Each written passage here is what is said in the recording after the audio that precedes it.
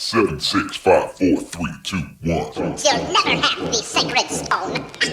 Oh, this you crazy mother.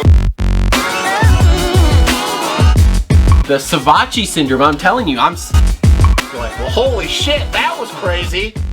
Wait for it. Thick and slick.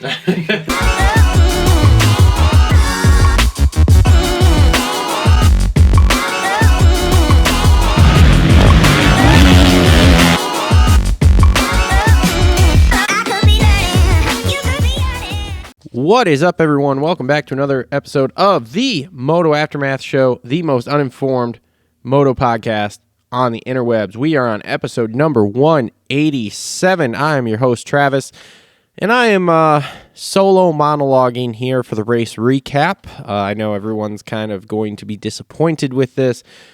I do apologize. I got the call this morning. Well, actually, it was more like noonish time.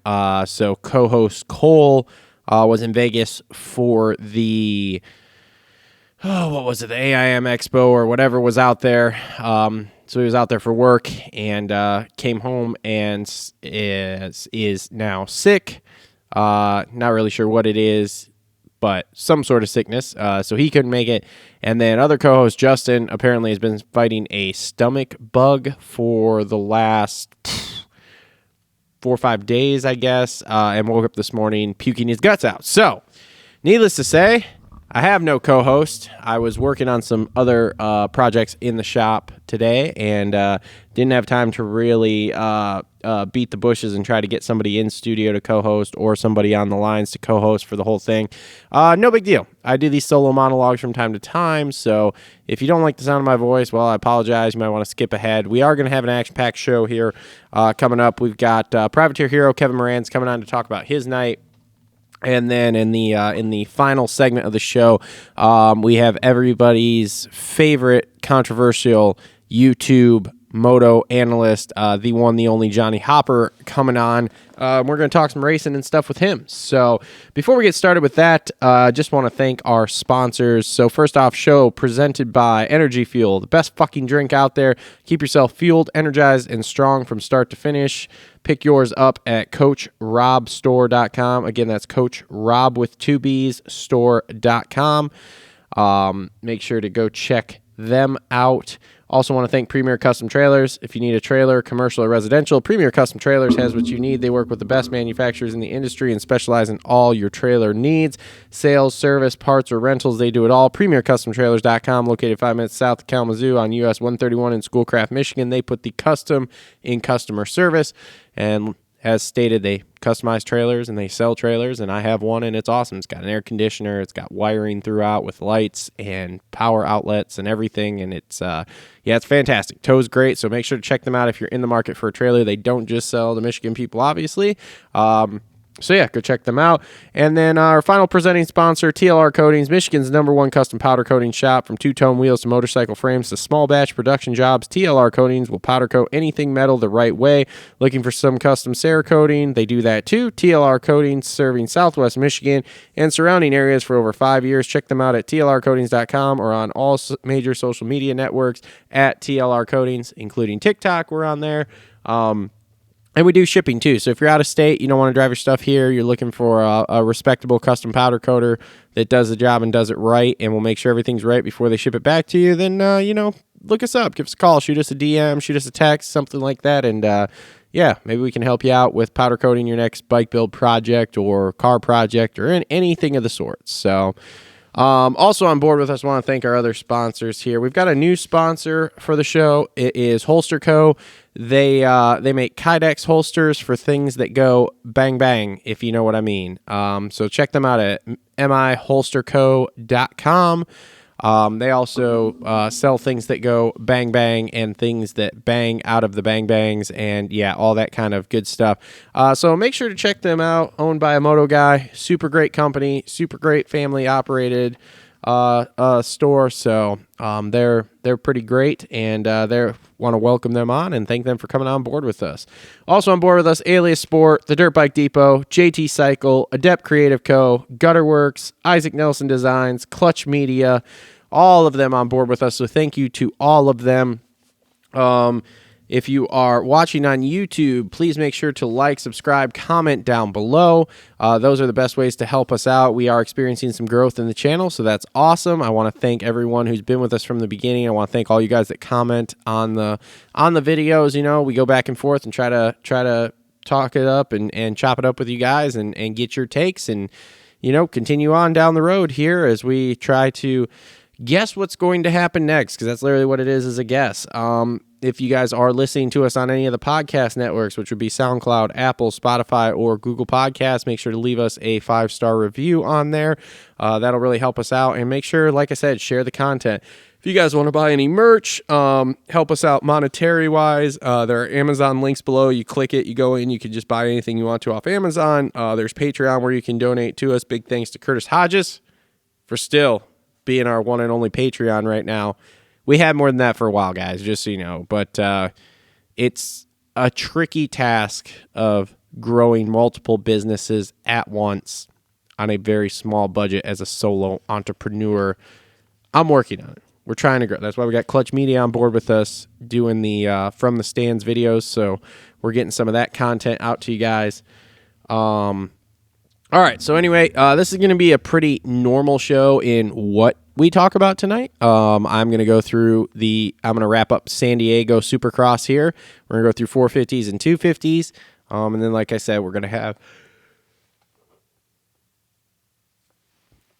privateer hero Kevin Moranz on, and then internet sensation Johnny effin' Hopper on later. So we will get started here with our San Diego wrap-up. So our San Diego Supercross wrap-up 450 class brought to you by JT Cycle.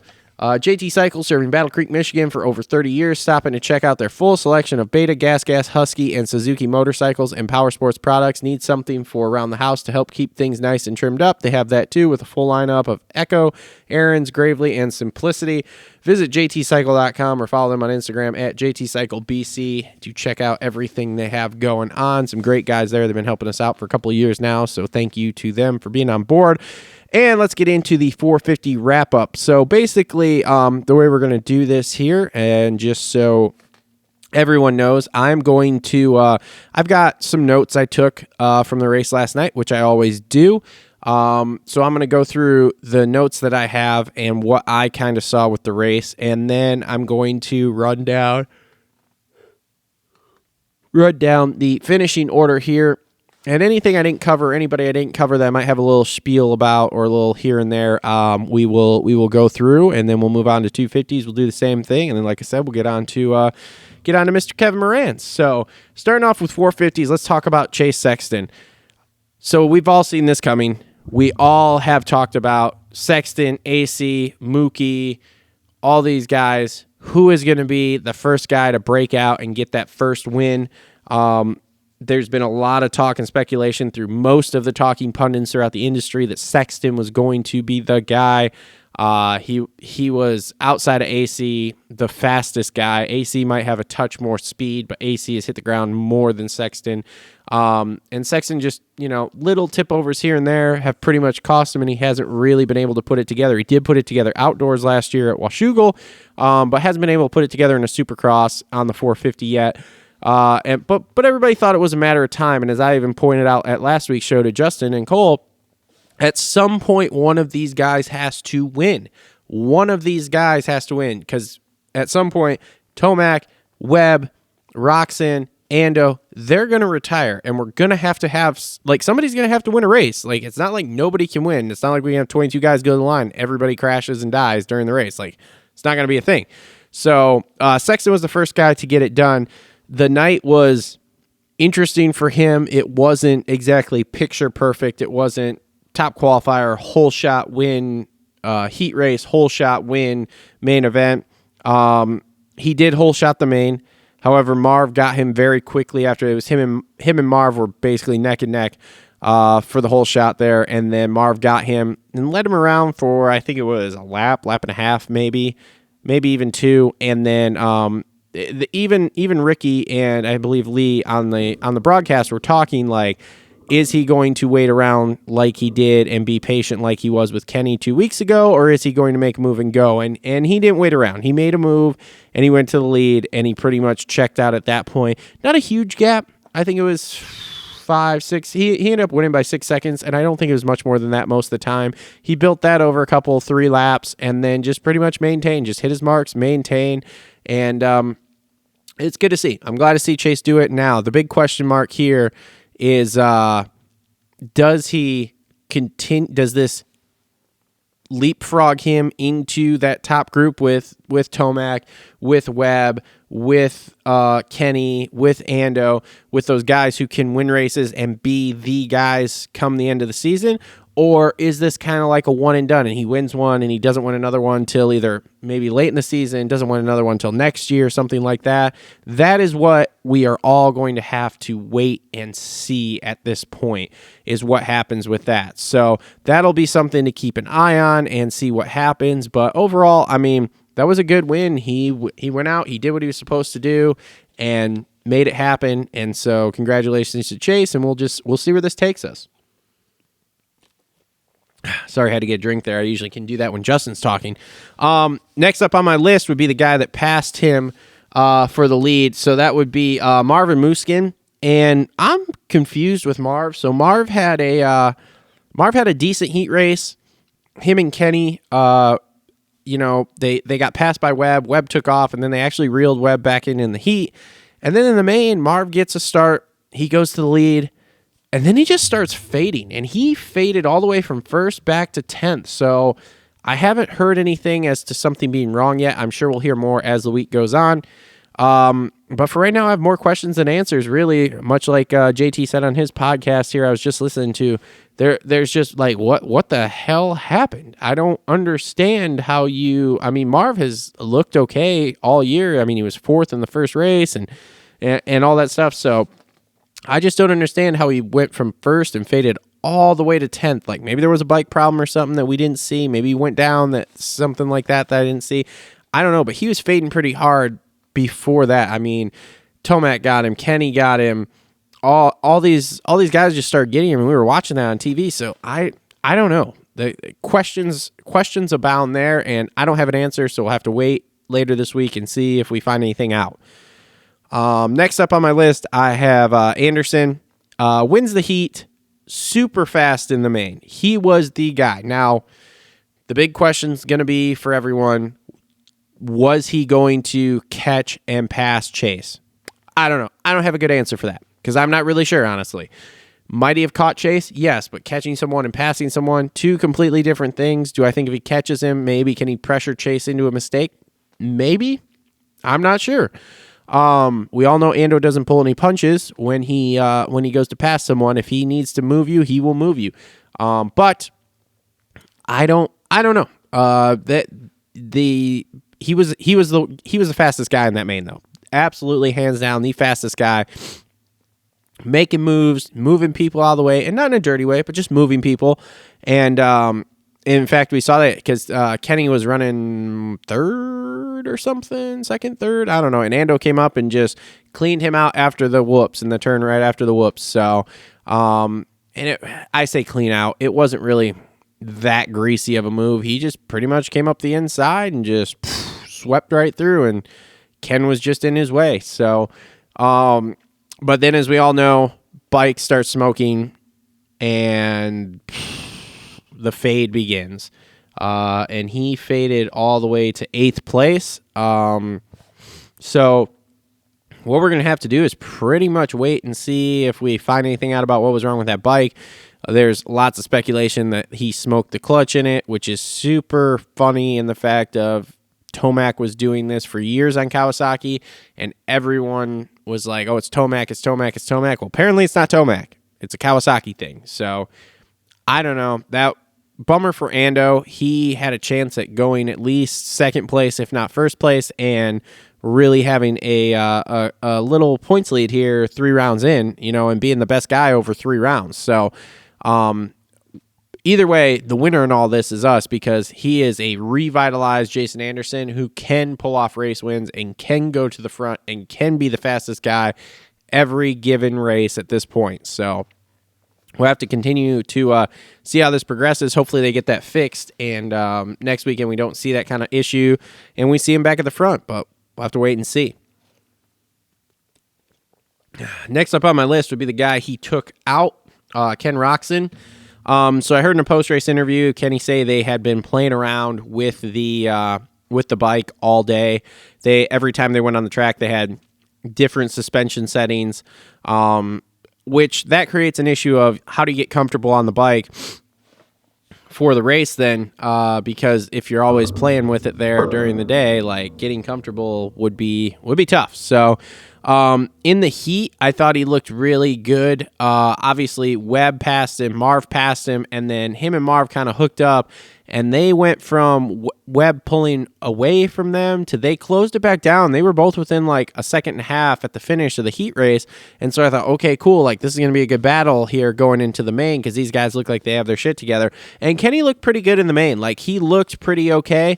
Then obviously, however many laps in, we were pretty early in the race there. You see Ando take out Kenny there at the end of the whoop section, and Kenny got up. He rode his bike. I think he said he had a couple bent things, but nothing major. And, he was pretty much in 8th place, and that was pretty much where he stayed. Anderson faded back right behind him, but outside of that, Kenny didn't really make any moves, and that's pretty typical of Kenny. We see this all the time with him, of when something kind of goes sideways, he just... that's what happened. I mean, last week we saw it in Oakland. He gets bumped back to 13th, and boom, he's in 13th, and he doesn't really go anywhere, So, interesting to see how it goes going forward. He's not out of it by any means. The top 10 are separated by 14 points, which is the smallest amount in the history of the series after 3 rounds for the top 10 to be separated by. So as far as I'm concerned, we're still good going forward. He's still in this. We'll have to... Everything kind of... We basically got to wait till we get through Anaheim 3. Once we get through Anaheim 3 and we go to Minneapolis, where we're about halfway through the season, or we're 6-7 rounds in, well, then we can start really making some assumptions. But right now, everything's kind of wide open, which is great for us. We are the ones winning in all of this. So,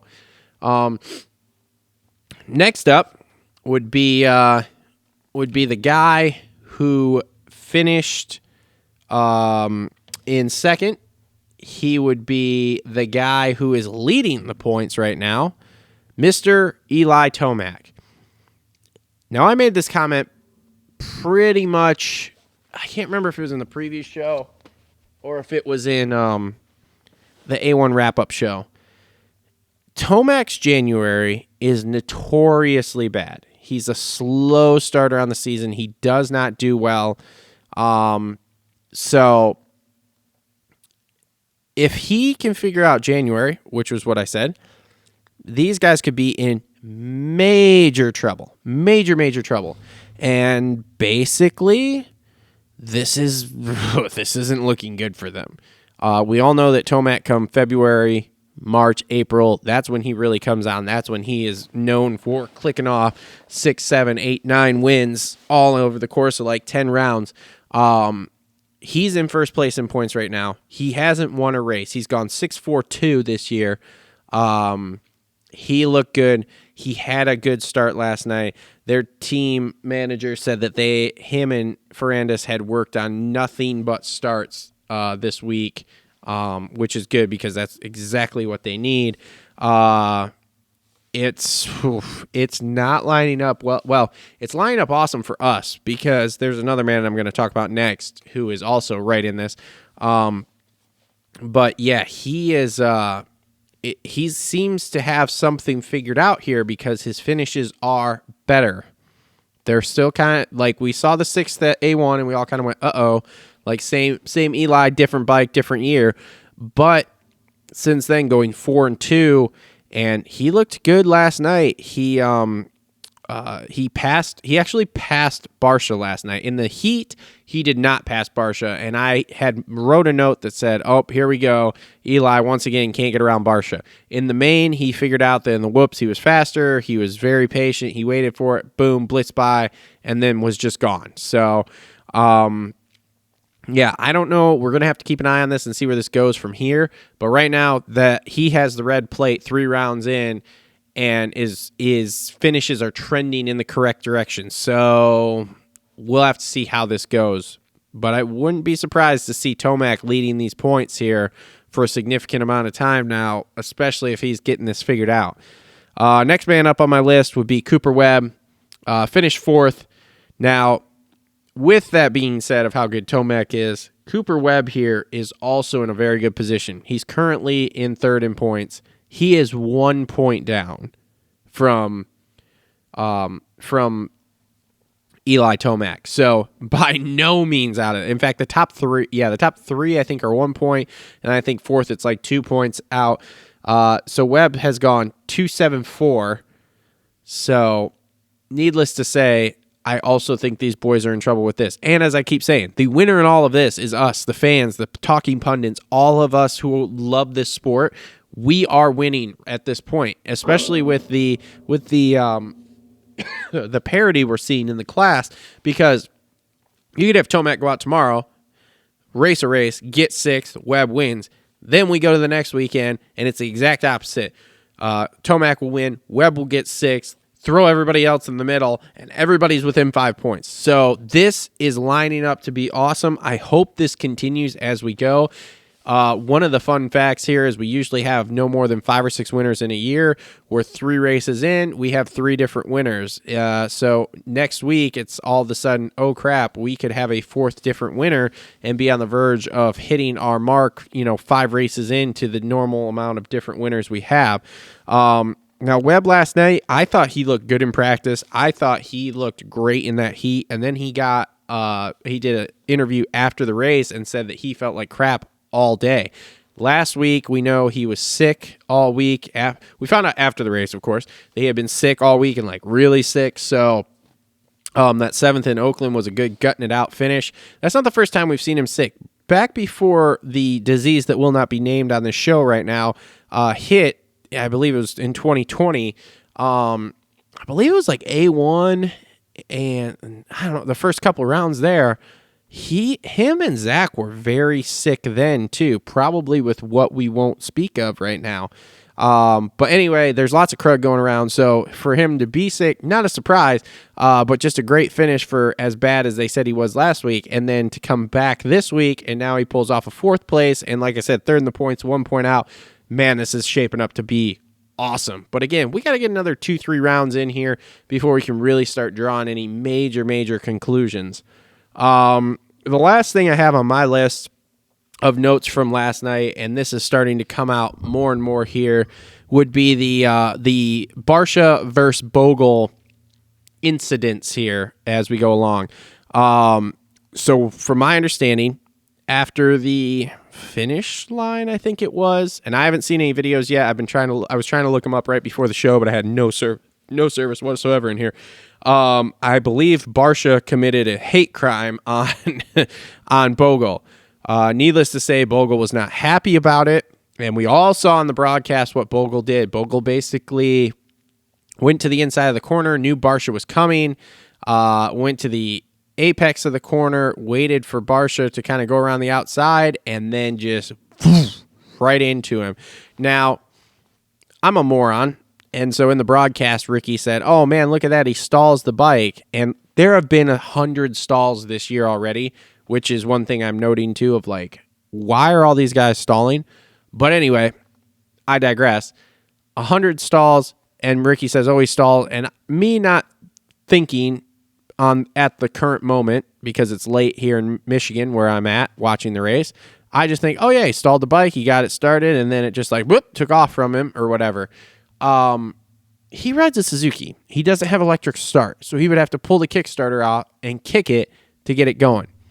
That was not a stall. That was a total takeout.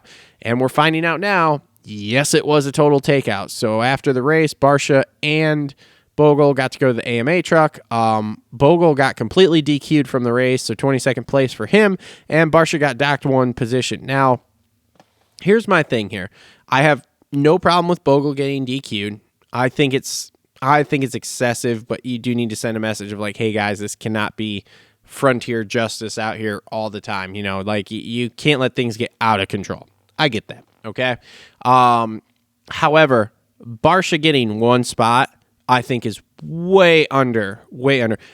It's no secret that Barcia has the Bam Bam name for a reason. Everyone has made comments about it over the last 2 years. We saw the Barcia Tomac yell fest last year where Tomac asked him, have you ever passed anyone clean ever? We have seen this multiple times with Barcia. We saw it with him and Ando at A1. So my question is like, at what point do you set him down and go, dude, if you make contact, we're going to set you down for a race? Because yes, I like some rough riding and I like guys kind of, getting in there and rubbing elbows. But dude, it's getting almost ridiculous with him. And I like Barcia, okay? I was a Barcia fan back in the day. I don't mind him now. My thing is like, dude, just tone it down. You don't have to rub elbows with every single person you pass, man. Like, let's just go by somebody. Are you faster than them? Or is it just a thing of you have roughed up enough people that people are now scared of you and going, oh God, oh God, oh God, please don't touch me. Please don't touch me. Please don't touch me. Here, just go. So I don't know. We'll have to see as this progresses. I assume he's probably under a little bit more of a microscope now. At least I would hope so. So we'll just have to see how this goes. But interesting. I haven't seen anybody DQ'd since the Trey Kennard, Chad Reed thing when they black flagged Reed. So this is an interesting new development here. But anyway, so that pretty much ends my notes. So I'll just scroll through these results real quick. So third place, Dylan Ferrandis. That's a good ride for Dylan. Now, here's the thing, and Justin's not here to yell and scream at me. Otherwise, this would be an awesome segment to clip. But this is pretty much almost the ceiling I see for Dylan, strictly on the fact that he can't get starts in Supercross. When you can't get starts and you can't come, you're not up there, as we saw last night, Tomac in third, okay? Even when you're up there, like, that's where you need to be to even remotely be close. Dylan still came through the pack last night. Like, he did not have a good start again, and he came through the pack. Now, he's fast. He's fast as hell. We all know he's fast. We've all said he's fast. We've all seen he's fast. He is a fast-ass rider. However, he cannot get a start, and it hurts him. Last night, the start might have been better. Instead of getting a 16th place start, he might have got a 10th place start, and now he lands on the box. That's cool. If he does figure out a start in a race, maybe like Glendale where there's that super long start, maybe he'll figure that out and win that race. But outside of that, I don't see him winning unless he figures the starts out. If he figures those out, game over, no problem, done. If he doesn't, nope, we're done. Malcolm Stewart, 5th place. Kind of same with Malcolm here. I'm a little disappointed in the way his season has gone. I thought it was going to be a whole lot better, but it hasn't been. AP in 6th, that's kind of been AP's thing there, just kind of mid-top 10s. I mean, I know he was on the box last week in 2nd place. That was awesome, but I don't know that I see him winning a race. I just don't think he quite has that for the 450s. We talked about Kenny. We talked about Ando. Barcia, 9th place, but he got docked a spot, so I guess it's 10th, which I assume will move Marv up to 9th. Justin Brayton coming back from non-COVID.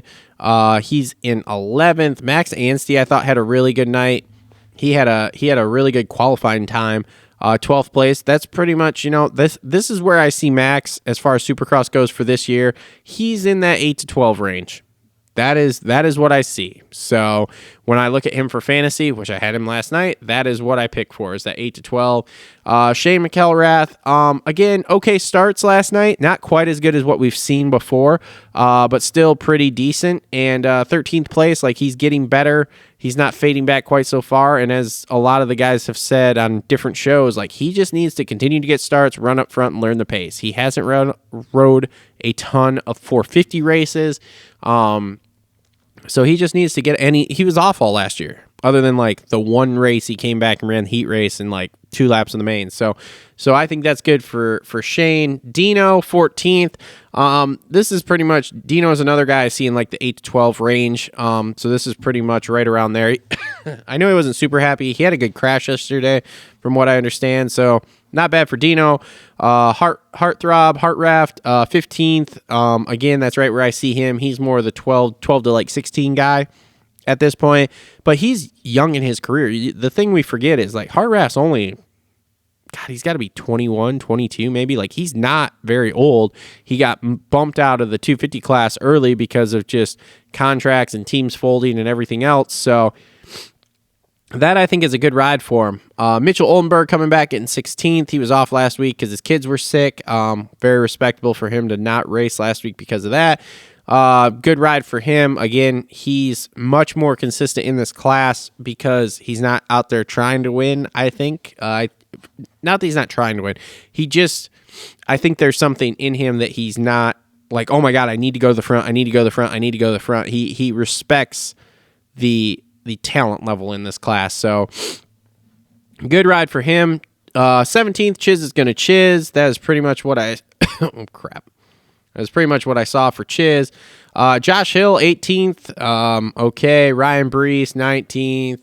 Amart, 20th. Cool. Freddie Noren, 21. So those guys, pretty much Hill, Brees, Amart, and Noren, those four dudes you could pluck out and put in a whole bunch of other guys. Starling, Moranz, all those kind of dudes. Like, those are pretty much the last four spots are like the spots of people that we could swap out very easily for other privateers, you know. And then Justin Bogle, obviously, in 22nd there, getting DQ'd. So, maybe the Barsha thing was in effect. Maybe he was 8th and he got pushed to 9th. So, anyway, yeah. So that's pretty much my thoughts on the 450 class here.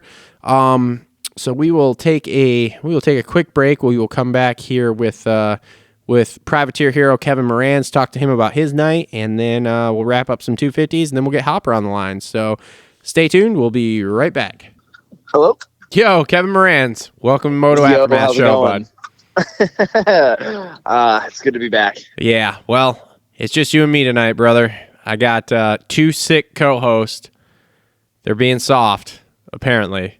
So, yeah, so it's just us. So, anyway. It's all good. Tell me about your San Diego round there, buddy.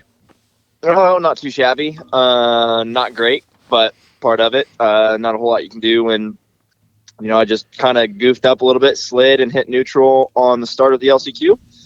And then right around the first corner, Justin Starling slid out right in front of me in the first rhythm section and shut it down for a double that I was already committed to. And we just kind of collided into each other, both went off track.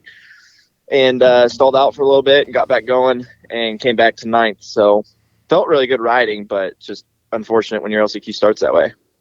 Yeah, that's frustrating. I hate the fact I can't see. So, like, when I'm watching the LCQ with you in it, I just, like, all I can see is, like, what your name is doing on the board. And it's like, okay, Yeah. looks like he's making up some time. We're going to make some moves. And then, like, nothing happens. It's like, okay, what's going on? I have no idea. Yeah. And then always looking in the background of the shot when they're doing the wide angle shots, like, oh, can I see him somewhere? Is he doing something? But never works. Never works. So. Nope.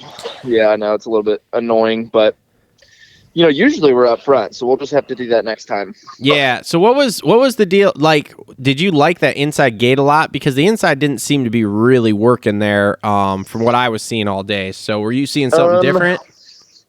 Kind of angled myself a little bit to try to skip the rut that's directly outside of the gate, because the gate that I chose was not ideal, but it was on the inside, and I know, like, almost 100% I can get a jump just about on anybody in the LCQ. So I knew I was going to be good as long as I didn't, you know, wheelie or hit neutral. Well, I did both. So, yeah, unfortunately, it's just kind of the way it goes. But, yeah, I just went inside because I lined up outside in the heat race and got a decent jump. Wheelied again a little bit, to be honest, though. You know, if you're on the outside, everybody pushes so wide. So I even knew if I could be top 5 going into the first corner, that the people right in front of me would push wide, and I'd be able to sneak down the inside. So Yeah. the inside was just a lot safer route, no matter what, than being on the outside. Okay. All right, how were those whoops last night, man? 'Cause they didn't seem to break down like we saw in Oakland and form like the V of death. They seem to stay together pretty well. They stayed together, but they were still just big. Like, yeah. The last three rounds, I mean, the only 3 rounds we've had, but the last 3 rounds have been large whoops, or at least difficult whoops, compared to what I've seen, I guess, in years past. Mm-hmm. Again, I've never raced any of the West Coast rounds, so this is all new to me. But yeah, dude, whoops are intense this year. So we'll see if that continues or if they knock it down a little bit.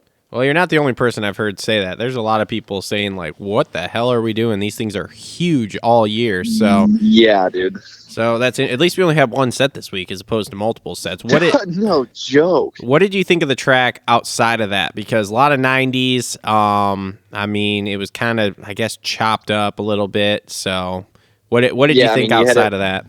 You hit it right on the head, to be honest. Just kind of awkward, really simple. Everybody's pretty much doing the same thing. Nothing too crazy. Pretty one line to an extent. And yeah, just not having a bowl before the whoops or after the whoops is kind of unfortunate. Yeah, that turn after the whoops was super, super awkward. And I kind of, in practice, I pretty much call them like, if you can figure out how to nail that turn, that's the winning combo right there.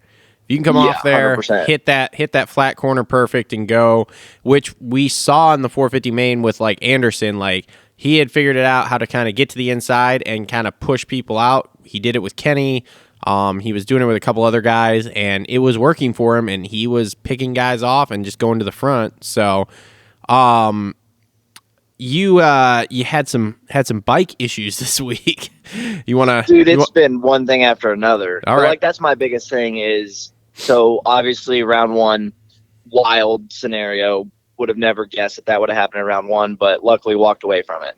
So then I didn't ride that whole week because I was just trying to get my shoulder right. Mm-hmm. So then went to Oakland and was preparing the bike and everything like that. And we raced. And while racing, pretty much, we noticed what was going on with the frame. So then we got through Oakland because I was just kind of getting through with my whole shoulder situation. Didn't ride it all the week before. So then after that, I didn't ride it all last week because I was just trying to focus on getting my frame fixed and figuring that situation out while also letting my shoulder heal up. So then coming into this weekend, at least got the frame figured out and came into it and was feeling better. And I probably rode the best that I've ridden this year yet in the LCQ after getting back up and going and kind of picking my way through the field a little bit. So this week, we're going to do a little bit more shoulder stuff. I think we're actually going to get some seat time in during the week. I'm going to try to see what I can do to get into press day. So this coming weekend should be it. Let's put it that way. Sweet. Now, to tell everybody, for anyone who wasn't following you on Instagram or whatever, tell them what happened with your frame there, because that was an interesting scenario.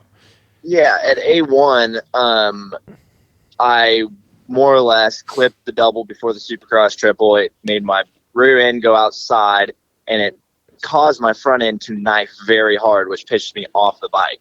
Apparently, it pitched me off so hard, and it knifed so hard that it actually hit the bar stop. The triple clamps hit the bar stop and ripped the bar stop off the frame. So then I was put in a position where, since it was crash damage, it wasn't a manufacturer defect.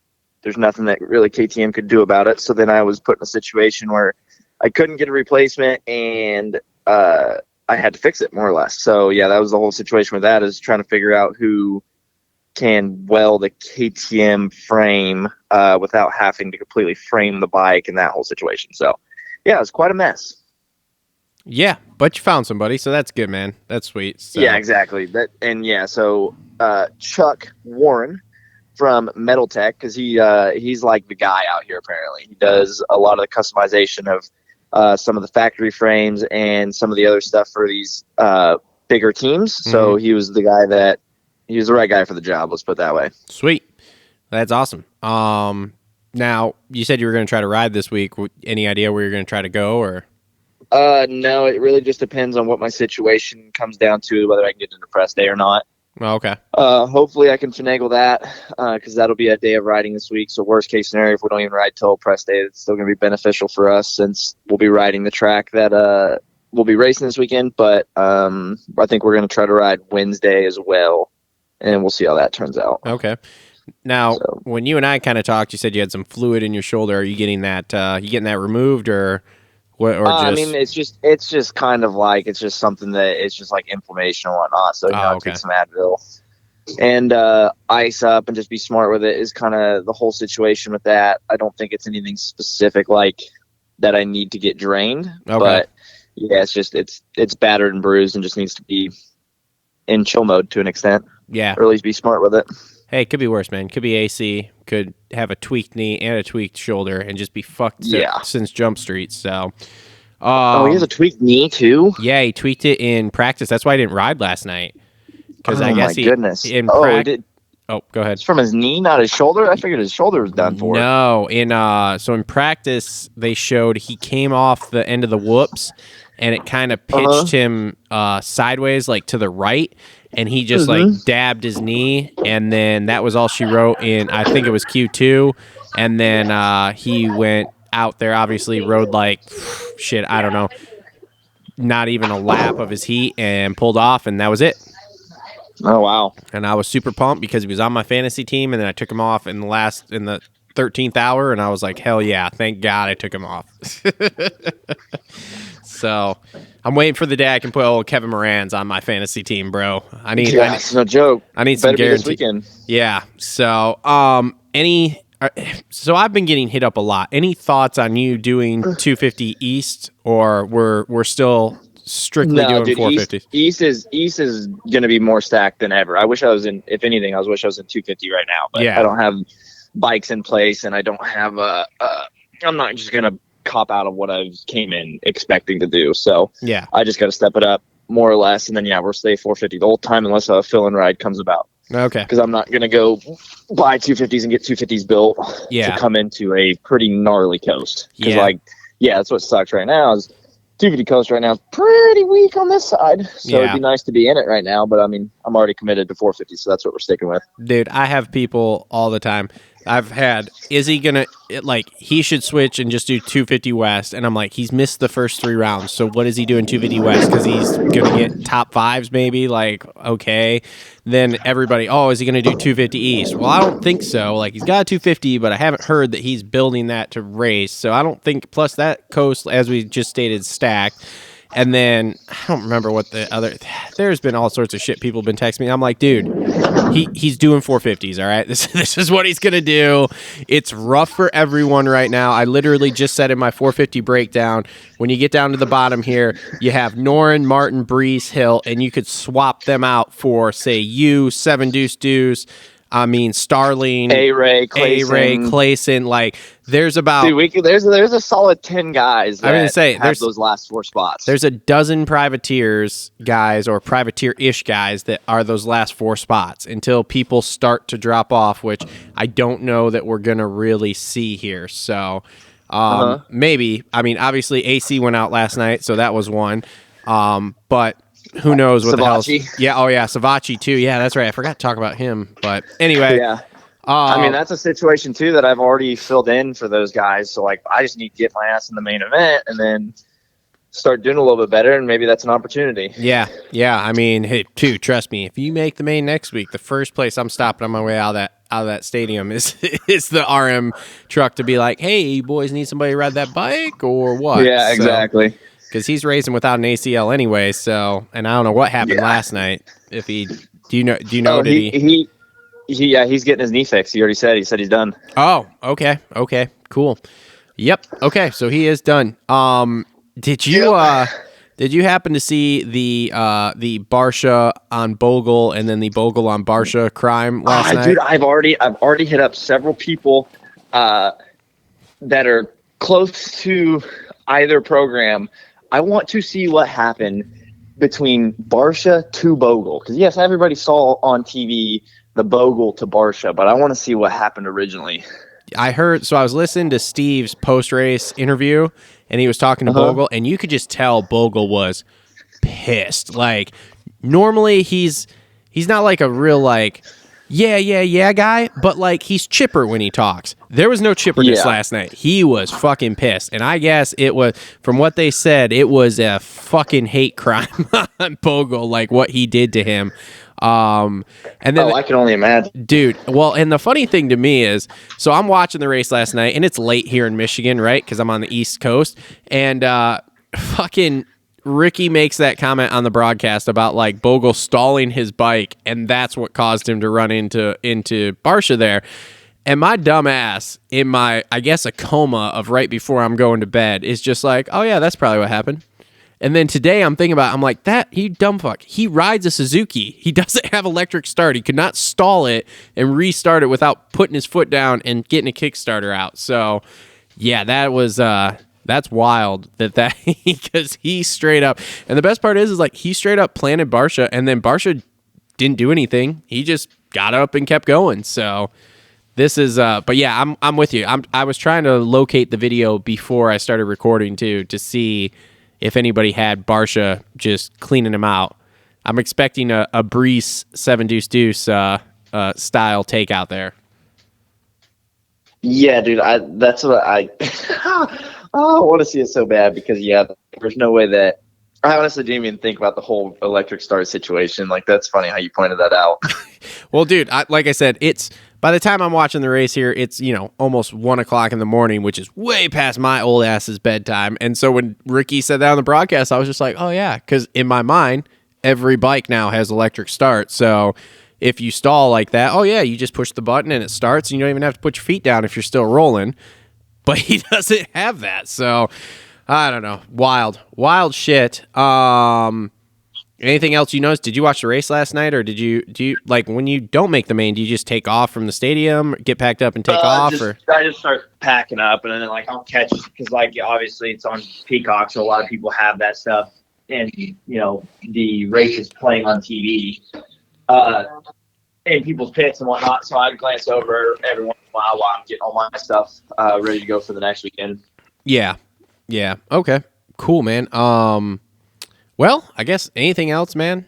I when we talk every week, it's like I don't have tons of stuff to be like, oh yeah, by the way. So it's all good. I know it's a lot easier with other people in the room with you too. Yeah, that's the other thing too, is like those boneheads usually at least come up with a couple of questions to ask or whatever. So it's like I'm spitballing here. But yeah, no, that's interesting though too, with Savachi being done for the year. So yeah, there definitely could be a thing. We need to get you in a main here, bro. Here's what I need you to do. Oh, 100%. Okay, I need you to call Chiz, and I need you to be like, Chiz, I just need you to tell me how to do what you do, because Chiz is just the most ridiculously consistent fucking privateer dude I've ever seen in my life. Like, yeah, 100%. Like that guy is unbelievable. I mean, like, dude, like last night, he's 17th, and he started, and at one point he was like 22nd, because I had him on my fantasy team, so I was watching, and then boom, he just, goes there. So, giveaways this week. We got giveaways going on. Me? Yeah. Yeah. Oh, did you see that, by the way? You won. Oh, I won something? No, I didn't. Sorry. Yeah. It's been a little hectic around here the last few weeks, so no, I did not see that. I won. Yeah, we got the, oh, God. If you're a patron, which, you are. Yeah. We do the giveaway, the Cherubies signed number plate giveaway every single weekend, and the signed Oakley goggle giveaway. And you walked away with the signed Cherubies front number plate this weekend. Sweet. So I got another front number plate. Well, don't worry. Yes, indeed. I will probably pay it forward. I will probably just give it away to somebody else, honestly, for something, because we obviously already have them. So. Well, I mean, you don't have a 57 one, but I like it. Oh, that's true too. I could. Well, yeah, okay, yeah. Maybe I'll keep it. I don't know, because it is a different number to go on the wall. So I might. Yeah. Well, okay. you are a patron, and you're going to be in this giveaway every single weekend, so you could probably end up walking away with another one. Well, hey, man, I mean, if I did, it almost doesn't seem fair. I probably should just give the damn thing away anyway, because it's like, if I really needed one, I could call you and be like, hey, bro, can I get one of those? And you would be like, yep, no problem. So yeah, we probably should pass that on. So, I mean, I'll tell you what, dude, just pass it on. I'll get one at the end of the year. I don't need this. Just do a redraw. Say, look, he's good. Alrighty. So let's just pay that forward, man. Like I said, at the end of the year, yes, I would like a 57 to go on the wall too. But for right now, let's just keep paying it forward to people, man. I like it. So, yeah, and they can join that because you also have the pit bike giveaway you're doing too. So yeah, dude, there's all sorts of giveaways. So you get the Oakley goggles and a Cherubies front number plate every single weekend, and then as long as you're a patron every single month, you get X amount of entries depending on what tier you're at that all go towards the pit bike in the season. So if you guys want to join that, just search kevinmoranz.com. So website, hit Join Moranz Racing tab, join Moranz Mafia, whatever you want to call it, and you just join as a fan, and it takes you right to all the levels, and you get your name on the race bike if you want it. So a bunch of cool little benefits. So all goes back to the private tier program. So appreciate your guys' support. hell yeah. Oh, but speaking of stuff that I wanted, though, I did want a hat for Justin. If you still got one of those maroon Moranz hats. Oh yes, 100%. I've never texted the address, so like no big deal. I've got 67 packages sitting here to send out to people too. So you know how it is. Yeah, it's a mess. I mean, today I installed a new mini split unit in the shop here. So it's yeah, and I've got the addition going, so I've got insulation to do that. So I've got tons of stuff outside of my shop is full of parts, because it's the busiest time of the year for me. So yeah, so it's, how it is. It's wild. And then we've got to do all these shows all week too. So it's a never ending thing. On the positive note, everyone in my family seems to be better now because we have all had different sicknesses. So everyone seems to be on the up and up from everything. My congestion's finally going away. I don't know if you have had this yet, Kev, or any sort of any of the crud that's going around, but it's been like since Christmas that I've been basically congested, coughing, and a stuffy nose. So it's finally almost back to normal. Yeah, it's fun. Yeah. How's the situation in the pits there, man? Is there because obviously we hear with the ride. This is actually, I'm pretty pumped. I just thought of this. There obviously we hear of the riders that don't get to ride because of COVID protocols. But are you seeing a lot of like mechanics and industry people that are getting popped there through the pits, or what's the deal with that? To an extent, but like the biggest thing is honestly like it feels like it's back to normal when it comes to fans, how many people are in the pits. Like it's way better than it was last year. But yeah, dude, it's always a sketchy situation. Interesting. Yeah, because like I said, we hear the riders. I mean, obviously we heard Brayton Oldenburg didn't ride because his kids were sick. Who was popped the first week? Was it Starling and somebody? No, Robin. I don't remember. Couple Robin. Dudes the first week there. So like we've seen it start to pop up. But obviously we don't hear mechanic, tire guys, truck drivers, all that kind of crap, man friends, whatever you want to call them, start popping up and seeing. So who knows? And as we all know, this new variant runs rampant. It's getting everybody. So yeah, that's no joke. So whatever. So yeah, well, maybe we'll see you in Minneapolis, but it sounds like the Minneapolis rules are getting more strict by the day. So I'm nervous if I'm going or not. Oh boy, that's super fun. Yeah. So I don't know. I've been talking to Isaac trying to figure that one out because we have tickets to go, but I don't know if we are or not. It's a very fluid situation. Well, yeah, keep me in the loop. Well, let me tell you this. If I don't go there, I will be in Dallas the next week. So Sweet. That's my plan. The flights are coming down a little bit. In fact, the flight I looked up the first time, I had to sit in the back of the plane for $750, and then yesterday I could fly like first class for like $850. I was like, oh, all right, sweet, this works well. Yeah. So, needless to say, either way we'll be at some races because we are definitely still on the map for Indy, Detroit, and St. Louis. So Yeah. So we'll be at some. Don't you worry. It's just are we going to be at Minneapolis or am I going to be at Dallas? I'm not sure. We'll figure it out. So, but other than that, man, thanks for coming on. I appreciate it. Our weekly Kevin Moranz privateer update. So hopefully we have a good week here with training and stuff, and we can see you actually put it in the main this week because I want to watch you on the last race of the night, man. Yeah, no joke. But hey, whatever, man. First 450 year. I'm not fucking cutting you down. Don't think this is hating over here. You know, it's all love, baby. It's all love. Hey, we'll get there. Don't you worry. I know. Hey, I'm not worried at all. So, all right, man. Well, thank you. Have a good week, man. I'm sure I'll talk to you at some point this week. But if not before, we will chat next week after Anaheim 2. All righty. Sounds like a plan, my man. All right. Thanks, buddy. Later. All right. Bye. All right. Kevin Moranz, everybody. So, working his way through. Everybody's got to remember, this is only, I think, his third full year. His third full year of Supercross.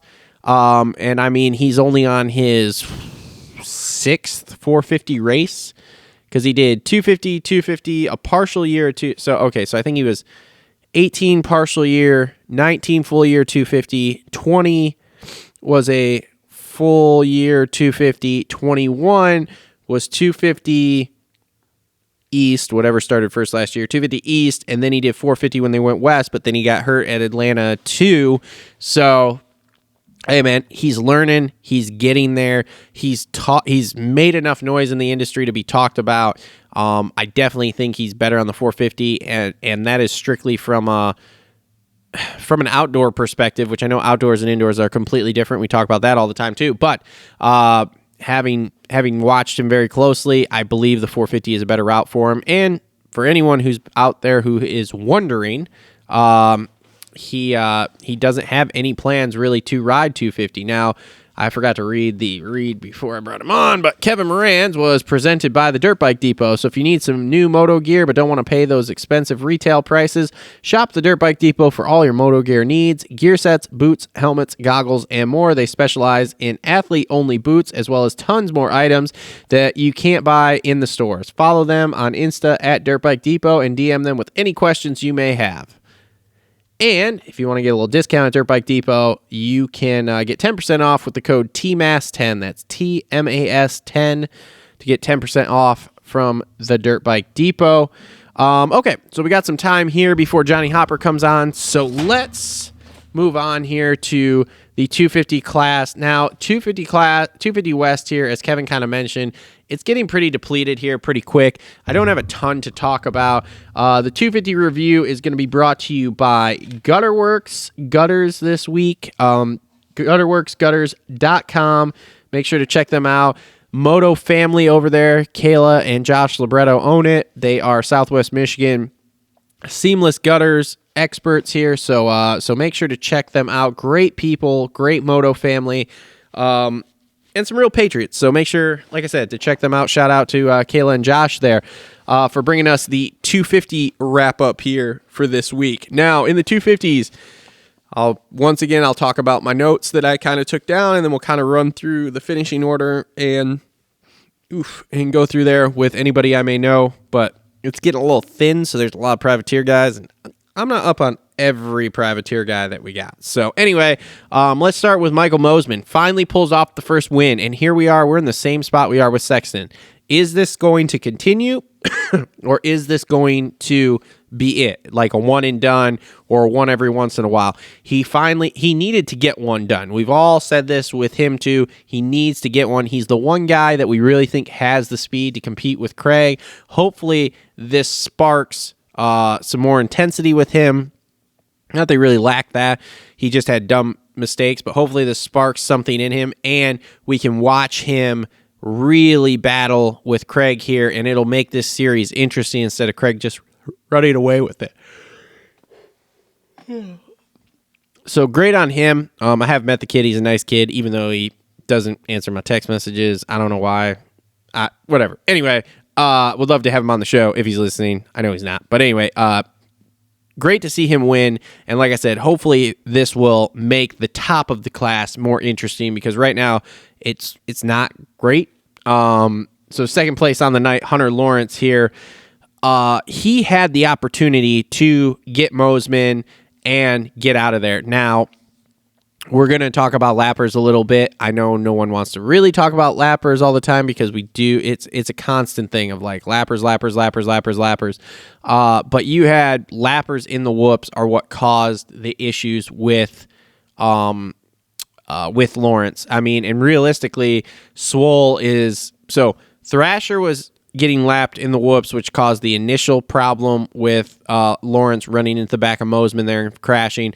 And then you had Swole on the last lap not getting out of the way, and that caused Hunter not to be able to get Mosman or really put in a good charge on Mosman there at the end.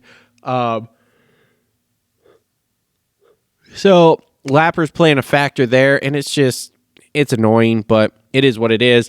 I do think Hunter could have got him, and I think had he been closer on that last lap, we all know Hunter's not scared to go in and throw elbows. I think we could have seen some sparks in that last corner. But who knows? We will never know. It is what it is. And, he's right there. Like, the top three are all pretty close. Let's see here. Craig finished third, and we'll get to him in a second. Sorry, I'm just looking at points. So Craig's got 73 points. Hunter has 67, so he's 6 out, and Mosman is 62, so he is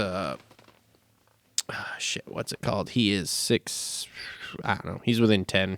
So anyway, so top three are all within 10. So anything could happen here, and if we get some more like this, where Hunter wins one, Michael's second, Craig is third, like it's going to really close up that gap. But it's very top heavy. It's a very depleted 250 West, and this is where it falls into do we need to combine the codes and just have the 250 class be a true 250 class and then do a feeder series that's like stock 250s or 125s or whatever? I don't know. That's a debate for another day when I'm not here solo monologuing, but I digress. So Christian Craig had a rough night. Now we're going to talk about Craig's main event, and then I'm going to talk some shit, for lack of a better term, on Craig, because the heat race I was not impressed with. So main event, down in the first corner there, basically what happened is Hunter squeezed them off. I mean, if you watch that restart, Hunter got the jump, got the elbows in front, and squeezed off Craig and everybody on the inside. That's what happened. And Craig did a great job of like getting up, rebounding, coming back to third. Everyone's like, oh, I'm super impressed with this. Dude, this field is so lightweight. The only person he was coming through that I even thought might put up a fight until he got to Hunter and Michael was Shimoda. Now, we saw what happened with Freeze. Freeze kind of was trying to play stop and go with him.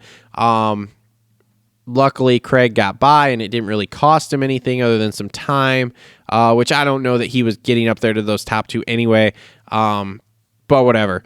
Now, let's go to Craig and Freeze in the heat race, because this is where, and I had several notes of fucking moron, idiot, what the fuck are you doing? So in that heat race, you had Craig run it up tight on Freeze, and it almost cost him. And in my mind, I'm thinking, what are you doing? You are by far the fastest dude in this class right now. You have won the first two races. You've won heat races. You've been fastest qualifier, and you're going up and throwing elbows with a guy who, for lack of a better term, is like a fifth place guy essentially. You know. So what are you doing? Like, just little bit of patience, but I'm worried that Craig is going to have that kind of the attitude of, I'm supposed to be winning, blah blah blah, and I'm supposed to be out front, not you. And I think that's what we kind of saw in that heat race. And honestly, that could cost him. That he could throw this title away. I honestly am about 50-50 on whether he's actually going to win the title, strictly on the fact of I think he's going to throw it away. watching that heat race, watching him do that, he's old enough. They should know better than to do that. Like, you have to be smart enough. I know you went and had a talk with Freeze. Freeze doesn't give a shit, okay? As we saw in the main, Freeze doesn't give a shit if you had a talk with him. He's gonna throw elbows with you. He's gonna try to mess with you. That's the way Freeze races, okay? And I'm not saying there's anything good, bad, and different about it. That's the way he races, okay? So you have to just be the smartest dude to get by him and keep out of trouble. You don't need to go out and be fastest qualifier. You don't got to win every heat. You don't even have to win every main at this point. You just have to make sure you win a couple more, and you're pretty much golden as long as you can stay on the box. So keep yourself out of trouble and just go do it, and you'll win this title. But I'm scared that Craig is not going to be able to have that mindset. He's going to have the mindset of, I'm the man, and I should be the man, and I should be the man in everything, and it's going to bite him. So we'll have to see how this goes, how this plays out. We've got a few more rounds here before we go east. So we'll see. But, man, it would not surprise me at all to see him get caught up in something stupid and throw this title away. Moving on to fourth place there, Vince Freeze.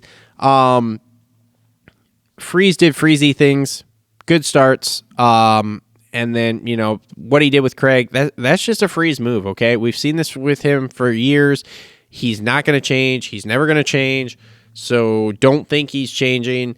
And he's right where we all thought he would be in this class, which is pretty much a top 5 guy. He's got a good bike underneath him. He races okay, like good starts, decent in the whoops.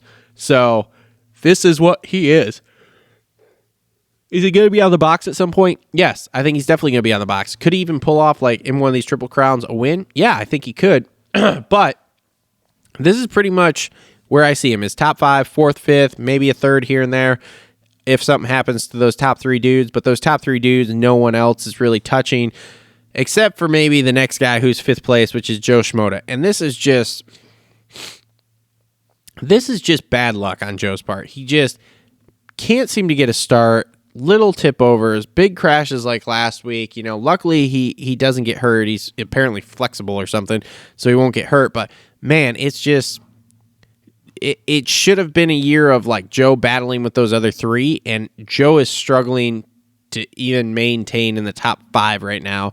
And I just think it's just one of those years. Hopefully Mitch sees that and doesn't drop him. I mean, obviously he's the only dude left. Hamaker went out. Sad that he went out because he was another guy in here. But, once again here, Joe has the potential to be the best PC guy at a 5th place dude, essentially, right now. I hope he puts it together. I hope he gets better. I hope he can get things back on track to the smooth, consistent Joe Schmoda that we saw last year. But right now it's rough for him. It's really, really rough. Moving next, 6th place, Carson Mumford. This kid is starting to impress me more and more. He's on the Suzuki, which we all know it's not a terrible bike, but it's just the most inferior bike out of the 6 that are out there. But they have put a lot of work into that bike. It's working well. He's getting great starts. He is putting himself up front, and the more he puts himself up front and learns to run that pace, I mean, he may put himself up front like we've seen, run that pace for half a lap, and then get dropped. Okay, cool, no problem. He puts himself up front, he runs that pace for 3 laps, he gets dropped. Cool, no problem. It's going to continue to build, and by the time we get through this first West Coast swing, you could see him running up front for more than half the race and really battling with these guys. And once he figures that pace out, like, ooh, then they're in trouble, because then he can start running with them. So, good night for Carson Mumford there at 6th place. That's a great finish. I honestly see him in like a 5 to 10 range this year. I think this is a real big building year for him. So we'll just have to wait and see what happens. I mean, maybe he puts it in the top 5 here a couple times, but it really depends. Next up, 7th place, Jalik Swoll, coming back off an injury. Decent night for him. That's pretty much... Jalik should be up there battling in the top 5, but with having the injury to start the year, obviously that makes it for a slow start here. So we'll see how that goes. Nate Thrasher, I'm not going to make a whole bunch of comments on because Justin's not here, so it's not as much fun because I don't get to argue with anyone. But Thrasher pretty much did. I mean, this is what I see out of him. 8th place. Like, Justin would argue the fact he was running up front and then, crashed or something. Okay, cool, dude. But this is what he does. Like, finishes are finishes, whether he's running first and crashes or whatever.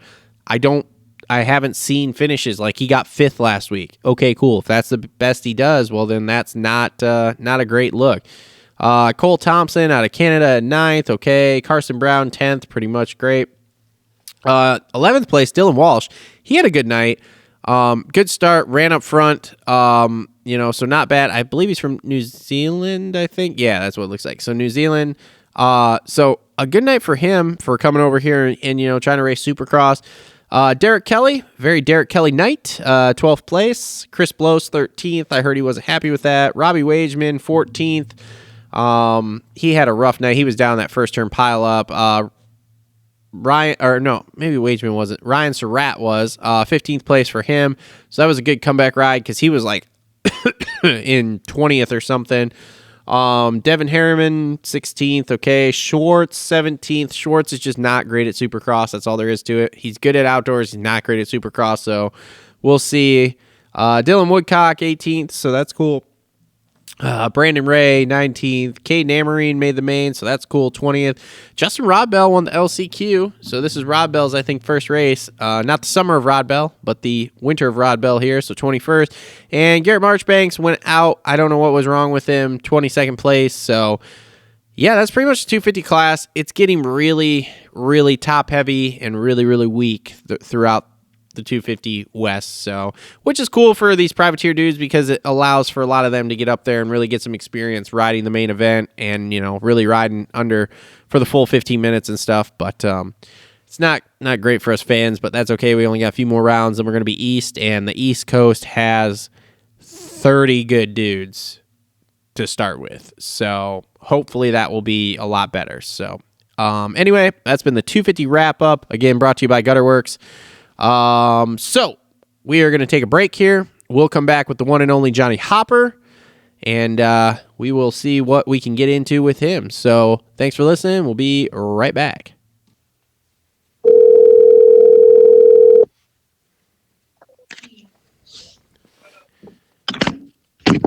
What is up, Travis? Johnny effing Hopper, welcome to the Moto Aftermath Show, sir. Thank you for coming on tonight. Just like that, just quick right into it. Bro, we're not here to waste time. I know you got stuff to do. I got stuff to do, bro. We're here. We're doing it. All right, my headphones. I was expecting a small. You caught me in neutral. I caught I you. didn't have the clutch in or anything. Bro, I've been caught in neutral all day. Justin and Cole are both sick. Cole was at the AIM Expo or whatever out in Vegas, hanging out with Cooksey, and now all of a sudden he's sick, and then Justin woke up this morning puking his brains out, apparently. So I am solo doing this. I did a monologue about the race. So, yeah, here we are. So, It sounds like a busy man, Travis. dude, I always am, man. I always am. I did HVAC installation all day in my shop. So, I'm a jack of all trades. I've got insulation work to do this week in the shop expansion. I'm all over the place, man. And in some points I powder coat, and once in a while I ride a dirt bike. So, Hell yeah. Hell yeah. Jack of all things. hell yeah. How goes the crypto world for you? Oh, let's not talk about it. It's not going well right now, huh? No, well, it's all the FUD, fear, uncertainty, and doubt over inflation and interest rates. I've got some limit orders in right around 30,000. I've got 1.5 Bitcoin that I'm looking to try to buy right around 30s. So I'm praying we get down there, but at the same time, like, I don't want us to get down there. So, it is what it is. Yeah, I keep checking my Coinbase account, and I'm just like, oh, I can't look at this right now. It makes me sad. Don't keep opening it. It's almost like Anderson leaving his radiator cap open. Just don't do it. Yep. So, all right. So let's talk racing here, because I'm sure these people don't want to listen to us talk financials. Although we could do a financial podcast too. That would be fun. That would be a good time. Can we do financials and conspiracy theories? Is that a thing or? That is totally a thing. You know, I'm full of hot air, so I can just talk. Awesome, man. Awesome. Yeah. So racing. You brought up Anderson there, so we'll start there, man. Dude, what a disappointment. I said in my maybe I could talk. I said in my monologue that he was the fastest dude on the track last night, period. He had figured out that turn after the whoops, which I decided, I think it was the first qualifying session we could watch on Peacock there, that when you figured out that turn after the whoops, that would be the guy who could win the race last night, because that was that was the key to that track, essentially. And he figured it out. We saw him take Kenny out. We saw him make some moves on a couple other people in that corner. And then, man, here we are, Kawasaki's again, steaming as they roll around the track. So, yeah, give us your thoughts on that there, Johnny. That's not a good look, for sure. Those whoops looked scarier than shit. But most of the factory bikes, you know, they've got enough power to stay on top of them. But I agree with you that trying to get through the whoops so you're not dropping your front end, but you're still holding a tight inside was fairly key. It was interesting that nobody started jumping through them. And as far as Anderson goes, I sure hope this doesn't kill his mojo, because, dude, he went through Kenny, he went through Marv, he went through Eli, he went through Dylan. Like that, I personally think he was going to win the race, and then he was going to set it in stone. Hey, I'm the guy to beat. And Kawasaki is literally the best thing that's happened to him. I still think that Kawasaki is probably the best thing that has happened to him. Maybe it's a little bit more structure over at the team, because he's just one of those wild guys that, I mean, if Krusty Demons was as big as it was back in the 90s, dude, he would be, you know, the poster child for that. And let's just have fun, race dirt bikes, and go swing. However, sorry, I'm digressing a little bit. No, go for it. I did an hour and 15 minutes of talking about the race. So someone else, please talk about the race on my podcast right now. Nobody knows how hard he has worked at it, and I think his maturity with him being is he 31? Is he 30? Who are we talking? Are we still talking about Anderson? No, I think he's only 28? 28 is what I want to say. I think. Okay. All right. Well, you know, it seems right around 25 or so. The male brain starts to develop into like, maybe I'm not so young and dumb and full of cum. Maybe I need to be a little bit smarter with how things are going. And it's crazy how he's sort of turned everything around since 2018, you know, but it's a compound effect. He's worked his ass off since 2018, and now things are coming to fruition. I personally think, you know, okay, I'm just throwing away like percentages out here. If I had to put a graph on something, a factory bike, 50% of the equation, right? Sure. And then 20% of it is talent. You know, you got to have the talent. So then you got 30% left, and that's all mental headspace. Because there's so many guys that if they fit the 50% with the bike, 20% with the talent, but then they just can't quite make it up as far as just racecraft and confidence. You know, somebody like Webb, who excels in that area.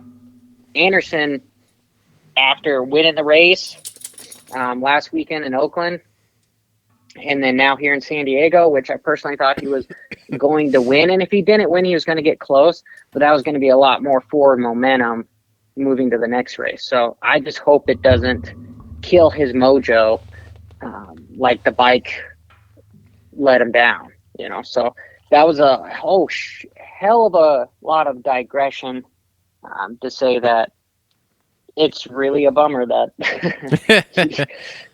he didn't follow through and win the race, but he did make it exciting. That's for sure. He did, and I'm with you on he would have made it very much more exciting had he continued forward there. Obviously, that was a bummer with the whatever happened to the bike. We'll never know. Motor issue is what we're going to hear. Yeah, I'm not sold he would have caught and passed Sexton. I somewhat feel that Sexton was just maintaining and he might have had some more in the tank to go, because he pretty much got to 6 seconds and just chilled as far as I can tell, because I was keeping a pretty close eye, and he was pretty much 6 across the board there as far as laps went for maintaining there. So when did his bike start doing that to him? I don't right remember. Around halfway point. I don't remember. I'd have to look at the laps. But. Yeah, I take notes, and but then some things like that, it's like I took a note that the bike was steaming, but I didn't take a note as to what time it was. So I have to improve myself on certain things like that. So, all right. So moving on here, I'm sure you've heard of this now. The Barsha on Bogle hate crime here. Have you managed to locate? Where he just kind of almost just Brian Deegan the bike right into. No. That was Barsha. That was the second part of it. Apparently, Barsha committed a hate crime on Bogle before that, and that's what caused Bogle to do what he did. So yeah, I haven't seen the video. I was wondering because it seemed a little bit like I was on the track or something. Like, oh shit, there's somebody right there. Let me just move over, cut him off, and yeah, I was surprised to see that. I knew that there was probably more to the story with that, but Bogle was a lapper for a while. So did he go down originally because of Barsha? I'm not maybe where we're getting at. So I'm not 100% sure. So what I know now, I've heard on I was listening to the post race interviews on the Schmalpemex channel over there. And he interviewed Bogle, and Bogle's usually pretty chipper, in his interviews. He's never like rah, but he's chipper. He was pissed. You could tell he was pissed. And from the way they were talking, Barsha just annihilated him in the corner. I think it was the corner before the whoop, or not the corner before the whoops, the corner before the finish line. So that was what had transpired, and then Bogle obviously did what we all saw on TV. Now, the funny thing is, and I don't tell me how stupid I am for this. So I'm watching the broadcast, right? And I'm as much of a normie watching the broadcast as you can be. I listen to what the guys are saying because, Ricky, does have some insights once in a while because he's Ricky Carmichael. But Ricky sees that and goes, oh, he stalls the bike, gets it restarted, and then just, hits him or whatever. And my dumb ass being on the East Coast, and it's, almost 1 o'clock in the morning watching this race, I'm just like, oh, yeah, that's what happened. And I go to bed. And then today I see the whole thing of Barsha getting... I love Carmichael's analysis of the crashes because it's... Dude. It just makes me laugh. But in his defense, there's the instant replay. It's all live, so he can't... however...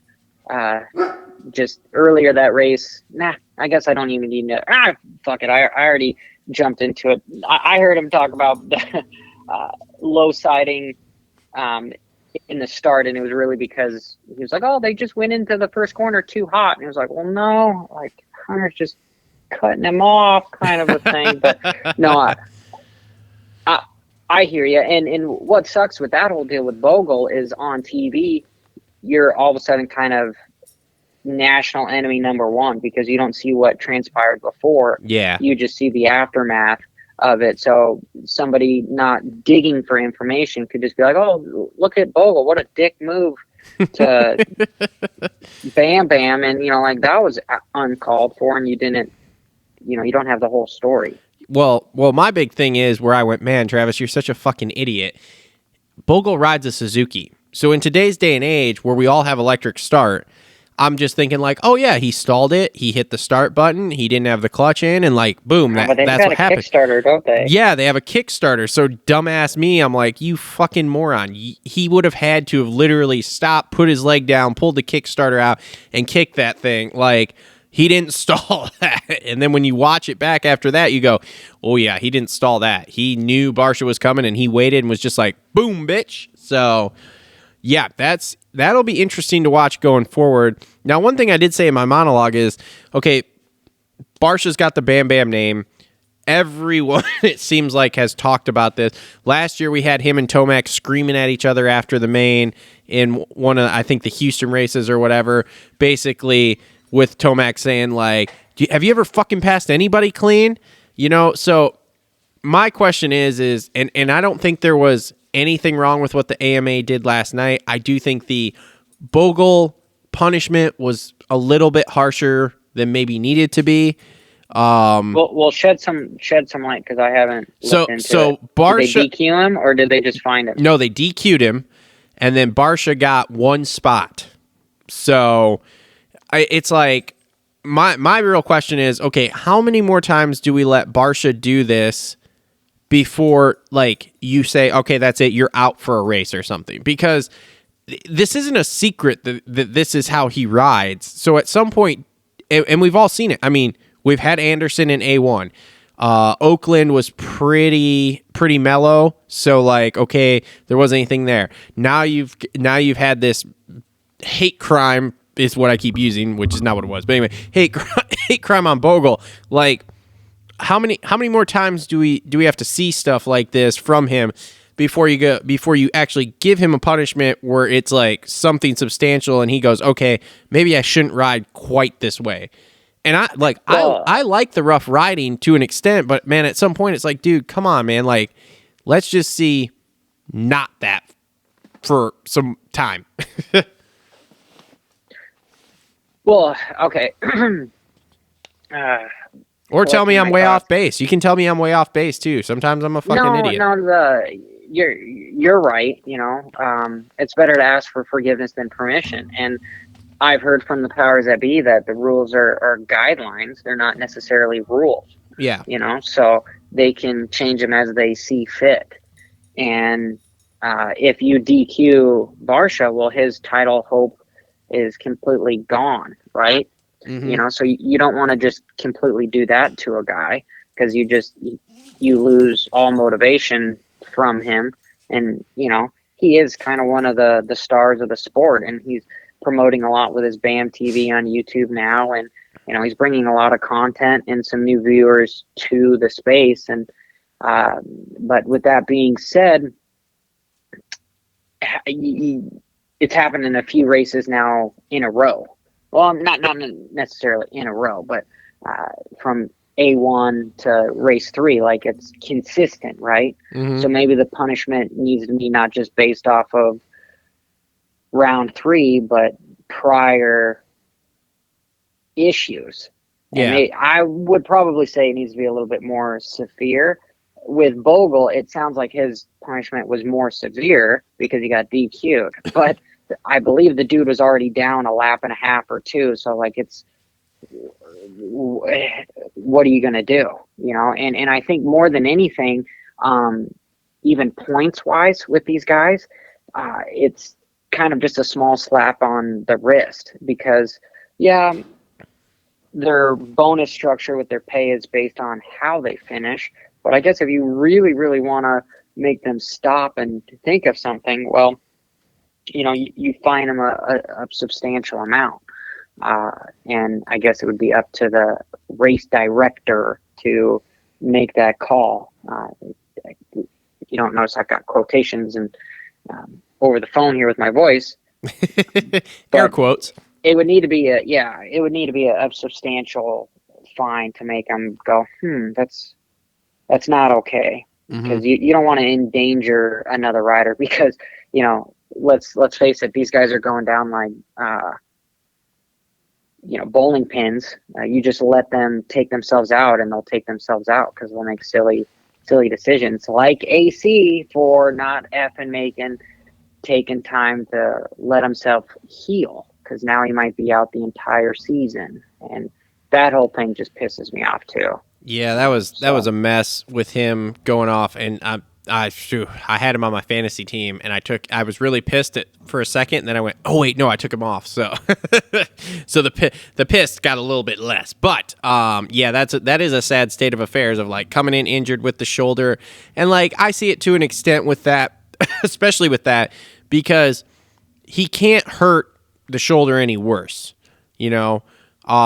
They didn't know what Anderson Yeah, was but the going to do. shoulder's not the shoulder is sorry, Travis. The shoulder is compromised. Yeah. The integrity of your strength is compromised, and that's how he just got hurt again. Is you're not giving it time to heal. Yeah. You know, I've got an A3, a grade 3 separated shoulder too, and you know my orthopedic surgeons say that we'll fix it when you're done riding, because if you fix it, chances are if you fall down again on your shoulder, we're gonna break everything you had. But you know, you should rehab it and get it strong again. And I know from experience that it took me 3 to 4 months before I felt to where like I could do muscle ups and pull ups, and it, you know, yeah, it clicks funny, but the strength was there. And if you're racing against these guys at the elite level, you need to not only have faith in the motorcycle that the radiator cap's not going to come off or something drastic and the motor isn't going to go kabooey on you, but you also need to have confidence and faith in your body that if you're going to hit these giant 15 set of 100-foot tall whoops, fourth gear pinned, you don't want to at the end of it be like, oh, I just let go of the handlebars because I can't physically hold on anymore. You know, adrenaline will only take you so far. And I think that this is a immature, stupid move. Yes, I'm saying immature, stupid move by the people that are behind AC in his corner, because I do get that it's a contract year. So you want to perform. You got this guy, Jason Anderson, that come in and kind of stealing your thunder because you're supposed to be the guy winning for Kawasaki. And look who does it. It's kind of the wild card. So that's not looking good. And, you know, you still want to have a strong stock of Adam Cincerillo for next year so that you could get on a different team or stay on the same team, you know, whatever. However, his stock's not looking very good right now if you can't even race your last season because you were injured, and then that led to even more injuries. It was just stupid. I personally think if AC would have just stopped and been like, okay, I'm going to miss a third of the Supercross series, maybe even half. And then he's going to come in and he's going to upset all the points, because I don't think anyone can argue that he is one of the most talented riders on a Supercross track. Like, the dude is just amazing of raw talent. And if he can, he's always been very strong mentally. Like, you could just tell that the kid reads and is looking for like a little bit of an edge. And I personally think if he would have just taken the time to heal, rehab, comes back, doesn't get surgery, because that surgery takes like 6 months and you can't ride, you can't do anything, but give him the time to heal. Okay, digression over. And he would have been winning some of the races at the end, and his stock would have been higher than anything, because it's like, oh, he just needs a full season now because look at how many races he's won and look at how fast he is. But the complete opposite happened. The whole thing makes me mad. Like, this is why the sport these guys, everyone is just so concerned about right now, and your career is short enough.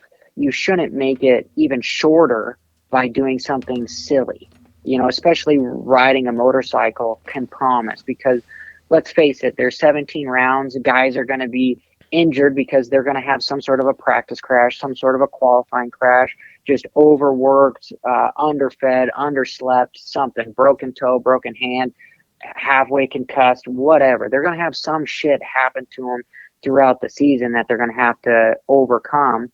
Let's not add on to it by having a fairly gnarly injury that's going to prevent you from controlling the motorcycle up to the level of it being safe. And not only is it not safe for you, but it's not safe for the riders around you if you just lose control for some reason. Yep. So that's how I feel about that whole deal. I'm more mad about the whole AC and lack of guidance there than I am about anything else that went on with the race. Now, okay, so let me ask you this: with it being a contract year with him, what do you think going forward? Because this is kind of a debate we're having in group chats here behind the scenes. On my end with stuff is like they're saying, well, AC's career is over, and AC, he's not going to get signed to a factory team, and blah. And I'm like, you guys are full of crap. He's not done yet.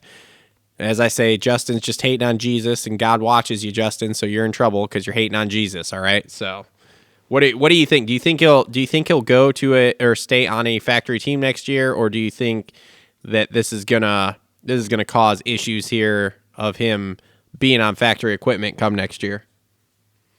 Very loaded question.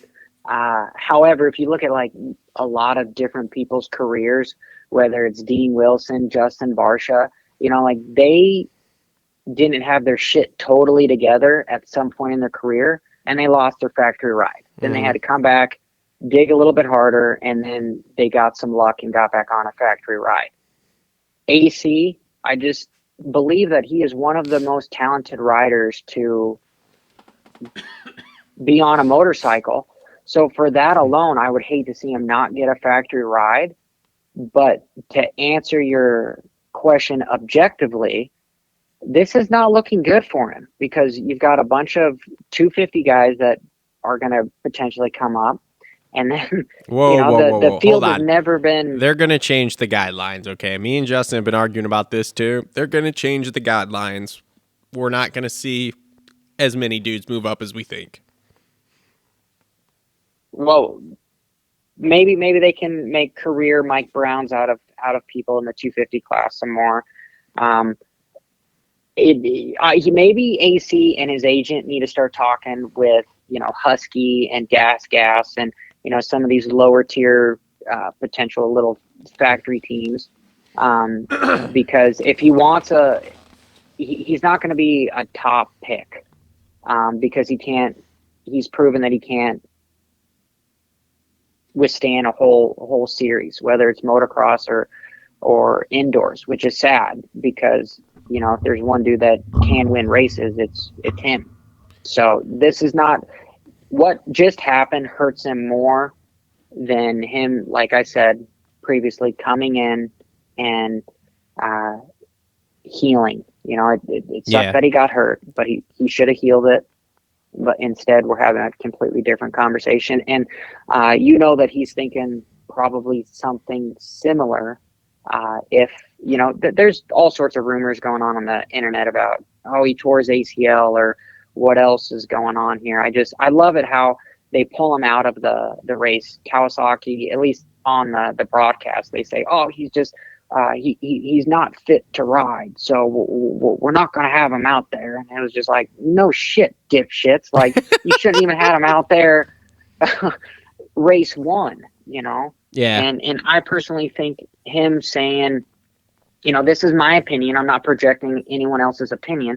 I've got a very, straightforward opinion that not always is correct. But I think it was sort of a publicity stunt. I can't even say that word, publicity.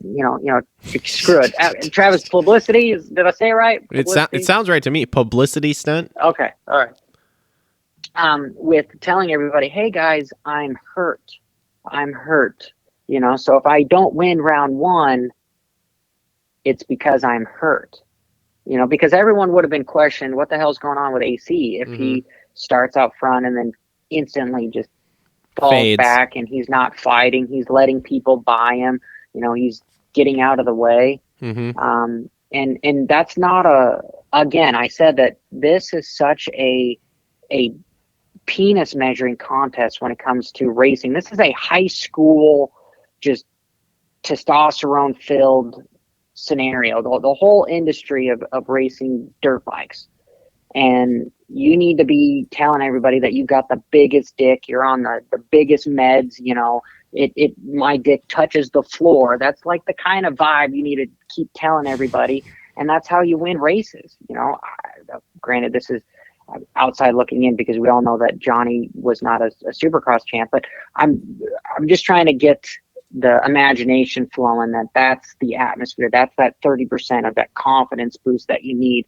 And so if you're going to come into a series at max, you're going to be 70%, because you're leaving 30% off the table there. Yeah. Like, there's no point in continuing. If you're the art of war, you never should start a fight that you don't think you can win. Yep. And it's you get my point. Yep. Nope. I just get what think you're saying, that you man. shouldn't have raced. So that was 5 minutes to just beat around the bush there, in a somewhat derogatory way. Hey, man, maybe Beta will sign him for next year. I mean, they need somebody to put the bike out front, at least at the beginning of the race. So there we go. Or would have triumphed, man. Yeah, you know? yeah, that's I know another they're one just too. going to make off-road stuff, but Yeah. So what do you think? what do I think about him for next year? I don't know. I think I don't think we see him back on Kawasaki. I think Kawasaki's going to kick that can down the road for two reasons. They're going to throw that can out finally for two reasons. Number one, he hasn't really been able to put much together here as we've seen. He's been fast, but he hasn't won races either outdoors or indoors on the 450. And all he did was win like that one outdoor title in the 250 class.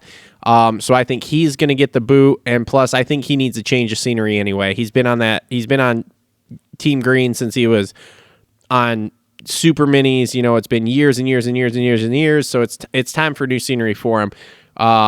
With that being said, I'm not sure any of the current factory teams he goes to. Number one, I don't think Gas runs a second 450 guy until Barsha is gone. Husky, who the hell knows what's going on there? So I think you might see him on one of these new teams. It would not surprise me at all to see him on a Beta or a Triumph next year. Probably Beta, because I don't think Triumph's coming out until outdoors, but Beta I know is going Supercross racing next year. So Yeah, I think Triumph is just making some like off-road headlamp type bikes. No. Triumph is doing full-blown dirt bikes too. Full-blown. Like Ivan Tedesco and Ricky are testing for them right now. Like I knew they were doing, but like full-blown race motocross ready. Yeah. Oh yeah. You could line up on a Supercross track with a Triumph type deal. Yep. 100%. Like Ivan's doing Supercross testing on their bike right now, from what I understand. Shows you a lot of what I know. So hopefully he's not on the Triumph. You know, hopefully he does get, like, maybe he gets Marv's Supercross only gig. You know, who knows? Yeah, I don't know. Marv is another interesting one that's in contract this year, and I would not be surprised to see him on a different brand either, because I think he somehow talked his way into this KTM deal, but I don't think KTM wanted him for some reason, which is super fucking weird. But also, it's like Marv's a Supercross only, but Marv has not said he's retiring after this year. So I don't know. And as I've said on a couple of previous shows too, like I've heard that Beta and Gas are coming. Like Beta for sure next year Supercross, Beta and Triumph. Sorry, Triumph. I've heard maybe motocross, or not sure on the Supercross deal yet for next year. You know, just for when they start. But Beta's full blown. Beta has Michael Lindsay's old semi. They are in it. And Triumph, from what I'm hearing, we should see an announcement with an actual bike intro type deal, like March-ish is what I'm hearing. So we'll see. Yeah. Sorry, man. I got way too much information. But that's. But I don't know. Good. I don't know if you've heard our new hook line. This is the most uninformed podcast out there because we know nothing. So, you know, whatever. It's fine. We've had. Is that from people, keyboard warrior type shit? No.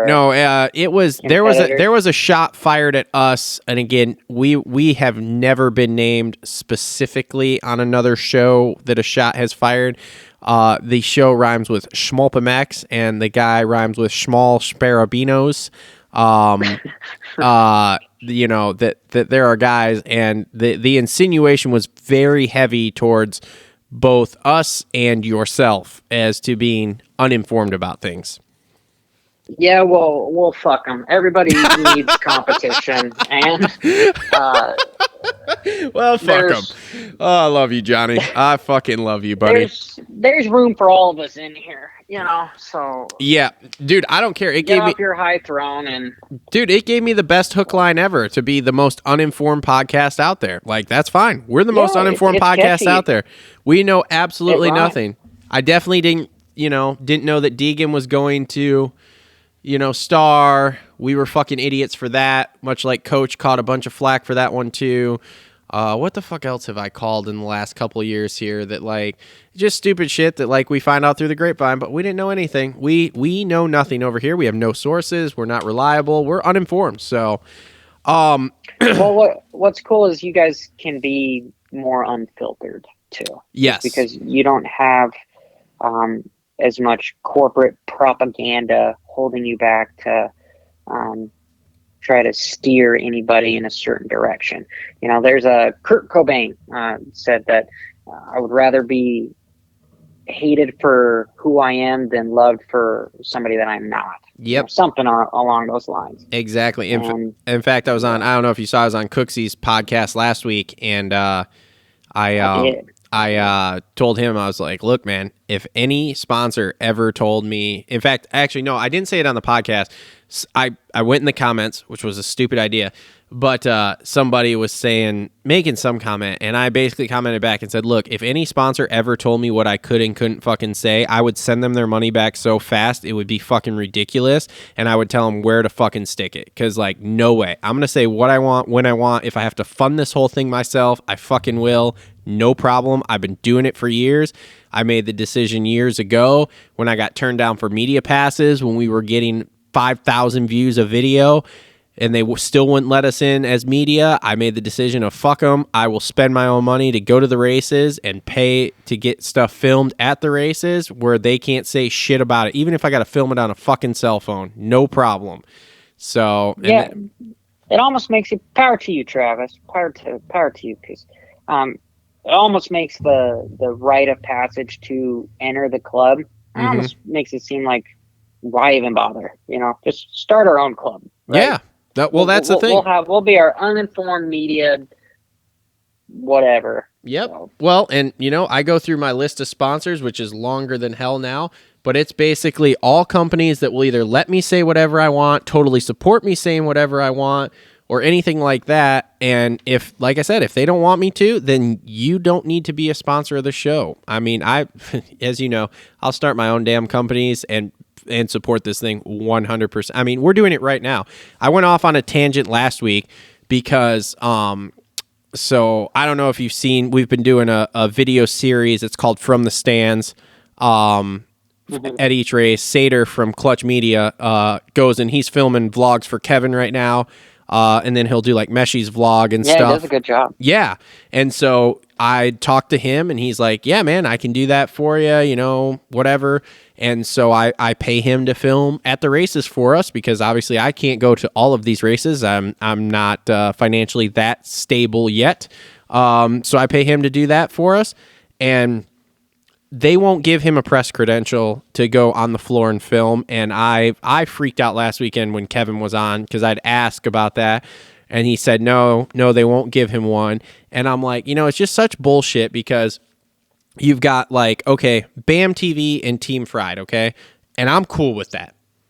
It's fucking videos that are getting out there with sides of stuff we don't get to see and footage we don't get to see. Those guys are on the floor filming, okay? But someone like Sater, who is a proven filmer, he's a proven moto guy, he knows what he's doing, he knows where to go and where not to go and all this shit like that, he can't get a fucking press pass because fuck here we go again. Fuck the privateers. They don't need to make any fucking money having cool fucking videos. No. Fuck them. But the guys that are making the fucking money, oh yeah, hey, here's a press pass for your film guy. No fucking problem. Like, I'm honestly surprised AC's guy doesn't have a fucking press pass to go on the floor. So it's the dumbest fucking thing ever, dude. Like, absolutely fucking stupid. I'm sure AC could get one if he really wanted to for his dude. I don't know that they care to do that side of it. But these fucking guys like this, like, that are privateer heroes that are paying fucking guys out of their pockets so that we can all go in and see the guys that everyone wants to see, you know, because they're the guys they can relate to. Like, fuck them. No press pass for you. Fuck off. Okay, fine. Then fuck you guys. We'll do it our own way. We'll do it from the stands, and you can go fuck yourselves. Like, and I'm sure Sean Brennan's listening to this one too, and I'm sure he fucking still doesn't like me. But again, if he wants to talk, or Prater wants to talk, or fuck even Davey Coombs wants to talk, no fucking problem. I'll talk to any of you guys anytime. We'll put it on a podcast. We'll talk off the fucking record. I really want to talk to Sean Brennan. Like, I really want to talk to Sean Brennan because he creeps on me, and it's like, dude, you can creep in the shadows, but I know you're there, and I want to talk to you, bro, because I want to know why after 5 years and thousands and thousands and thousands and thousands of views, I can't get a fucking press pass. Not that I want one this year because there's certain restrictions that are in place because of certain things that are going on that we're not going to talk about because I don't want to get kicked off YouTube. So I don't even want one this year, but in years past, there's no fucking reason I shouldn't have had one. End of rant. Moving on. Yeah, you needed to say what you needed to say. At least have some sort of a path or you got to meet this requirement. Here's the path. If you don't say what they want you to say, they won't fucking let you in. Fine, fuck it. Don't care. We'll do it on my own. Like I said, we got to move off this topic. Otherwise, I'm going to just keep fucking. Yeah.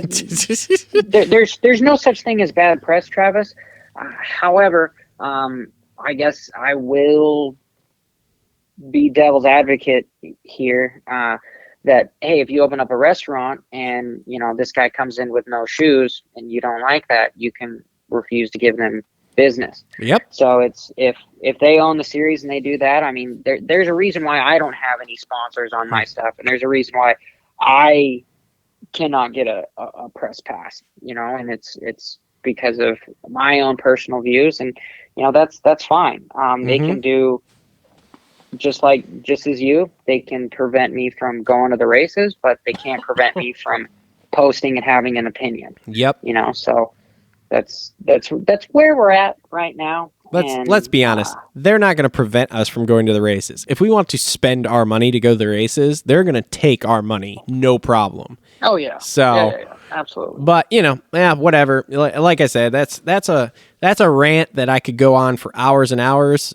But I know I've only got you for a few more minutes here. It's interesting. Yeah, it's something to talk about. We could do a whole off-season show about how they don't like you and us. Okay. Because as I'm sure you've heard, they're scared of all of us. So, okay. So next question for you: who wins a second race first, Sexton or Mosman? Craig is going to take it all the way. If he didn't get taken out, and truthfully, that whole deal, I didn't think that it was a takeout on Hunter. It was the track design. I thought that was just a scary, I hate these 90-degree corners. Mm-hmm. They really need to be big sweeping corners. So guys actually have to kind of, from both the inside and the outside, they actually have to brake. They can't just come. Anyway,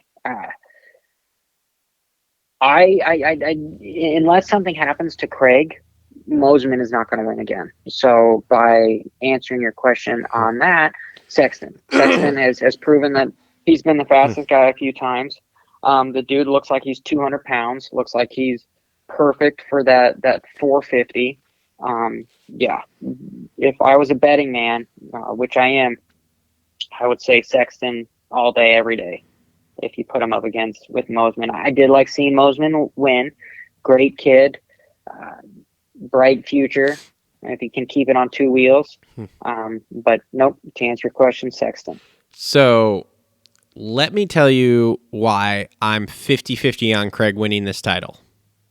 The heat race, we saw him get a kind of start, be right in the middle of everyone, and then make some dumb fucking moves to try to get to the front because, in my opinion, there was attitude, and again, I think it was against Freeze at that point, too. There was attitude of, I'm the guy, I'm supposed to be up front, get the fuck out of my way. And it almost ended up costing... That's exactly why he's going to win the series. But you look at anybody, McGrath, Carmichael, Villapoto, Dungy, Jason Lawrence, they all had that same attitude. You need to have that attitude. You need to have that attitude, and that's why but you can't race the way I wasn't impressed with the moves he made in the heat race. Let me put it that way. And the moves he made in the heat race gave me the attitude, or gave me the thought and the perception that the attitude he has is that he is supposed to be that guy. And with Craig here, I worry that it's going to bite him in the ass, as we've seen time and time and time again. That's my thought. He got lucky being on the West Coast and not having Jet racing him.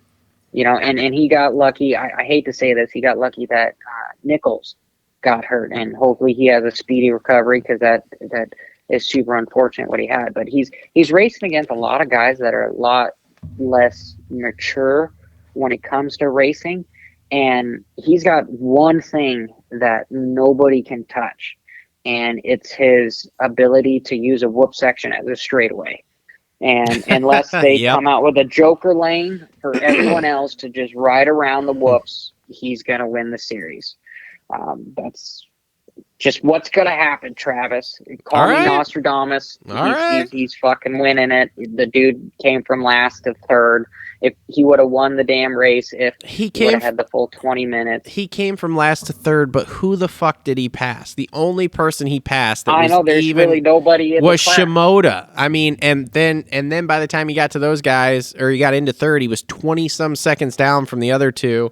So, like, there was no... He couldn't have started the race with a 20-second head start. So, all right, man. Anything else? But yeah, he's consistently a second and a half, or I would say half a second to a second and a half faster than the rest of the field. Yeah, which is a huge, on a minute-long track. You know, what is that? A 5% performance gap. You know, that's basically like you're running race fuel and everyone's running pump type shit, or you're the only guy with the big bore kind of a thing. Yeah. He's got if he fucks up, and like what you're was just saying, if he does something and fucks up, it will take him out of. Here's where I could see him. This is the last thing I'll say about it, because I know you got to go, buddy, because I know you said 45 minutes, so we're here. We're at 40 minutes. Okay. You know, all right. I got a little bit more time. All right. So here is where I think he fucks up, and it's the one wild card in this West Coast series, Vince Freeze. I think I thought Vince Freeze raced him fairly clean. I mean, it's fairly clean, but here's the thing, so far. But again, we saw round one was really, really clean. Like, he got by Vince and just went. Then we get into round two. They weren't really around each other, so whatever. And now we're in round three, and you see in the heat race, he's running Vince high, which is not going to sit well with Vince. And then you see in the main event, him and Vince basically playing chicken at the top of the fucking berm. I mean, in my opinion here, this is what makes me nervous of it's only a matter of time before he does something fucking stupid and either hits the dag or gets into it with Freeze and ends up with a broken bike so he can't finish the race. And then all of a sudden everything's going to get way, way, way more tight at the top, because he's not going to be, and hopefully it doesn't result in an injury, because that's not what I want. I don't want to see him get injured, but he needs to be smarter with it. That's my only point to all of this. Is like, dude, you got to be smarter. If you're in the heat in the first lap and you're trying to rub Vince Freeze off the top of the berm to like make a pass into second or whatever for that heat race, like, come the fuck on, dude. You're 28 years old. Like, you've been around enough. That's a dumb move. Just go get to the whoops. You'll blast by him. No problem. So that's my only concern there. Unless they've got like a crappy whoop section. Yeah. Or something. That'll be his downfall. I do agree. He needs to stay away from Freeze. Freeze, hard to pass, and dude, he was racing for a podium. I had some small little disagreement with Cooksey about the whole deal. And same thing with Coach. You know, they didn't like my opinion on it. But I love those guys. he going for a podium. He didn't take him out. He didn't bogle him or bam him or Ryan Breeze him. He just kind of ran him a little bit high. But yeah, I do concur. I do agree. No, see, I just said the same word twice. That he needs to stay away from Freezy, and the only way to do that is just get a start ahead of him. Yeah. Okay, so one last thing then I guess I'll touch on here since we got a few more minutes with you. Dude, this 450 points race. I have said it, and I just want your thoughts on this. So Tomac is notorious for bad Januaries, right? He's gone like 6-4-2, and he is leading the points. Webb is also a notorious, we'll call it slow starter. Usually it takes him till round 3 or 4 to really kind of wake up and start going. He is second in points, 1 point down, and the top 10 are 14 points separated. And as we've seen here, the top 10 can flip flop week to week. So, do you have a guess as who's going to win this title? Because the winner in all of this is us as fans, because you have Webb's in a good spot and Eli's in a good spot, and we're 3 races in. Because usually by now Eli's 25 points down, and we're like, oh, is he going to rattle off 10 in February and March or what? And he's got the red plate at round 3. This is wild. It's a wild year, man. Yeah. No. Well, I was saying that Dylan Fernandez was going to win. If anybody that follows me, that's who I thought was going to win. And yeah, that was about the stupidest thing that's come out of your mouth this year. I'm sorry to say. I still, with just 3 rounds of 17, the dude has proven that he's one of the fastest. Yes. He just is missing the whole confidence thing. No, he like can't. I said, he can't get a start, that Johnny. Whole 30%. Me and where do starts come from, Travis? Well, confident. You okay? All right. Fair point. When you line up on the gate and you're like, I'm fucking gonna get an inch ahead of you, and I'm just gonna move over on your ass, and you're gonna have to brake. Like, I got this fucking in the bag.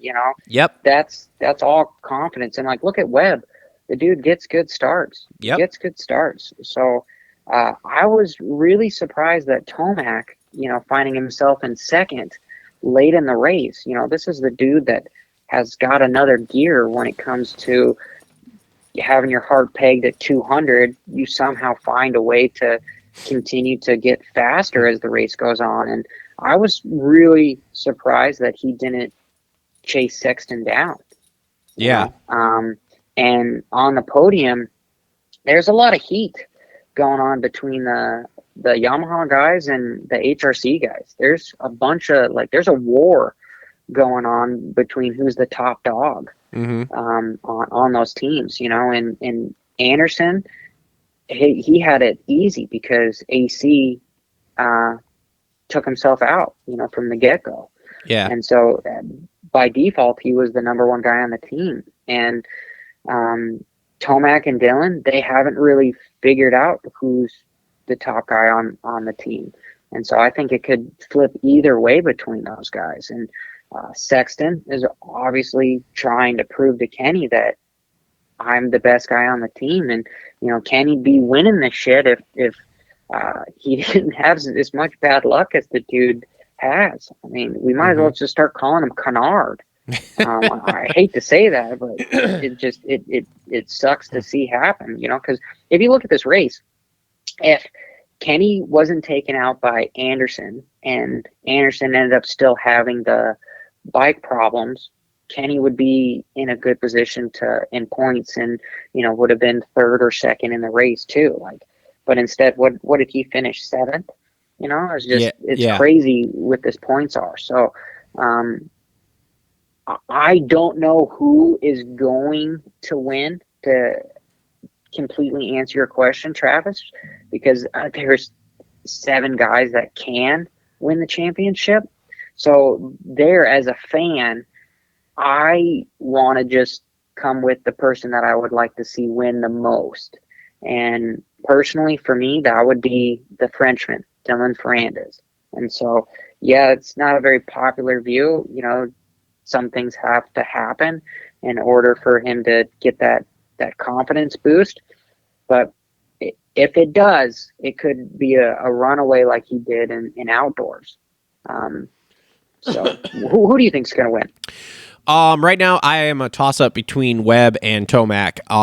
Those guys are just, dude. I mean, with everything that's happened, and like Webb was sick as shit apparently last week and everything. And dude, those guys are 1 and 2. Like Webb is always a shark in the water. So if he's close, we all know that once we go east, like he's going to start to turn it on. And again, like I said, we all know that Tomac is. January he's terrible in. Let's just face it. He's terrible. He usually leaves January, if he's lucky, he's only 15 points down, and he's leading the points right now going into the last race of the month. So yeah, I got one of those two guys. Dylan, in my opinion, is super fast. I mean, super fast. However, it's a dumb pick. You can just say that it's like you said earlier. It's a dumb pick. No. The only thing that holds him back, and if you go back and listen to our shows, me and Justin have been literally screaming at each other about this, is his starts. He does not get good starts. Now in outdoors, it doesn't hurt him as bad. Picks. But in indoors, he cannot seem to figure it out. And this isn't a 450 thing. He wasn't good on the 250 either.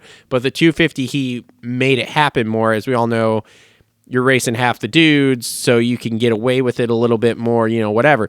He is just not a good starter, man. Not good. I mean, even Tomac had a good start last night, and he started third.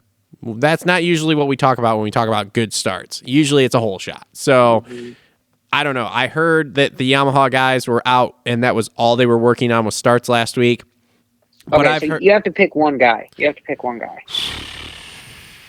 I'm going to go with Tomac right now, man.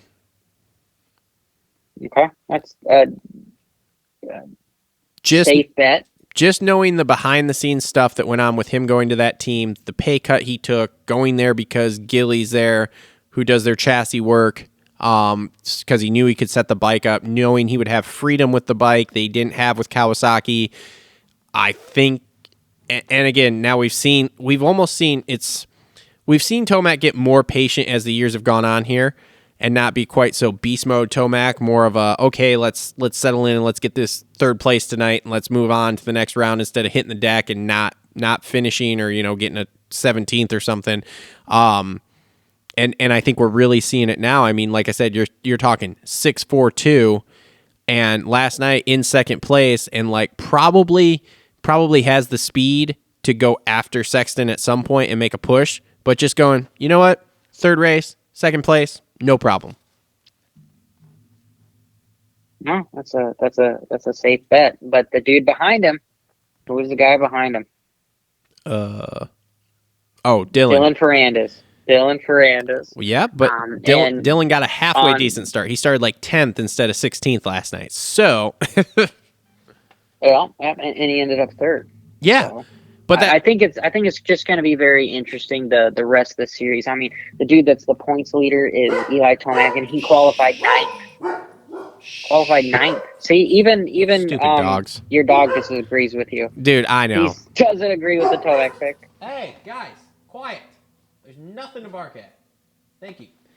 Yeah, I mean, the winner in all this, like I said, is us, because if we get 5-6 rounds in here and the top 10 are still within 10 points of each other. Holy shit, that's awesome. Yeah, nobody got hurt. Let's just hope none of these guys get hurt. Yeah, let's just keep it moving in that direction too. So, well, all right, Johnny. I've now kept you past the 5 minutes I was promised there. So I do appreciate you coming on, buddy. Thank you. Make sure to check out Johnny's YouTube channel. It's Johnny Hopper, right? Yeah. Okay. You might have a full laugh and leave a comment. Because I do try to get back with everybody, even the people that make me cry. So. Oh, Johnny, we got to talk about that, man. You can't be crying. Look, if you think I've got a different opinion on that, but man, no. If you think you're gonna cry over YouTube comments, you just gotta tell them, hey, go fuck yourself, and then just move on, man. That's just what I do. Oh, there's a fine line between love and hate. I think generally people that They just don't quite understand you, so I don't think it necessarily comes from wanting harm of anybody. Yeah. So, but that's just perspective. Travis, I appreciate you having me on, my friend, and I need to figure out, we can try to do like a Zoom or something so that I'm not on my AirPod Pros here, so I don't sound quite underwater, so I could use some of my fancier, more expensive equipment to make your quality sound better for having me on a guest. So I do apologize for lowering your quality standards for your podcast, my friend. But I do want to say you're doing a great thing, dude, and just keep it WFO, and we'll get together some more. Oh yeah, man. Oh yeah. Well, in all fairness, it sounds just fine to me, but apparently my ears are bad to some people. So, and yeah, maybe we can do a Zoom or something at some point with like the audio only, because I did the Zoom with the video on Cooksies last week, and it was not working great. So yeah, Zoom only lets you record at 720, which is effing stupid. It's like, guys, it's 2022. Like, there's such a thing as 4K. Yeah. Like, come on, no.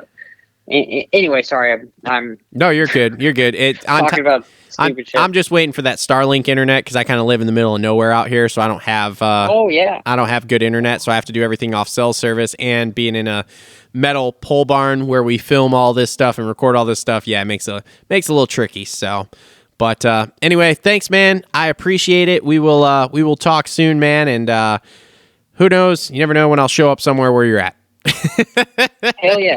Hell yeah, homie. So, all right, buddy. We'll talk later. Give my best to the wife and kid. Will do. You too, man. I appreciate it. Will do. Later, buddy. All right. Johnny Hopper, everybody. Always a good perspective, man. Love that guy. He has some different opinions on some different things and some different perspectives. So make sure, like I said, to check out his YouTube channel if you haven't. I'm sure most of you listen to this know who Johnny Hopper is. So, all right, that pretty much wraps up the show. I've covered the race. I've talked to some people. Sorry, again, we don't have any co-host in studio, so it was a little different than normal. But this has been episode number 187. Again, want to thank all our sponsors: Energy Fuel, Premier Custom Trailers, Alias Sport, the Dirt Bike Depot, JT Cycle, Adept Creative Co, Gutter Worx, Holester Co, Isaac Nelson Design, and Clutch Media. Links in the description below for all those.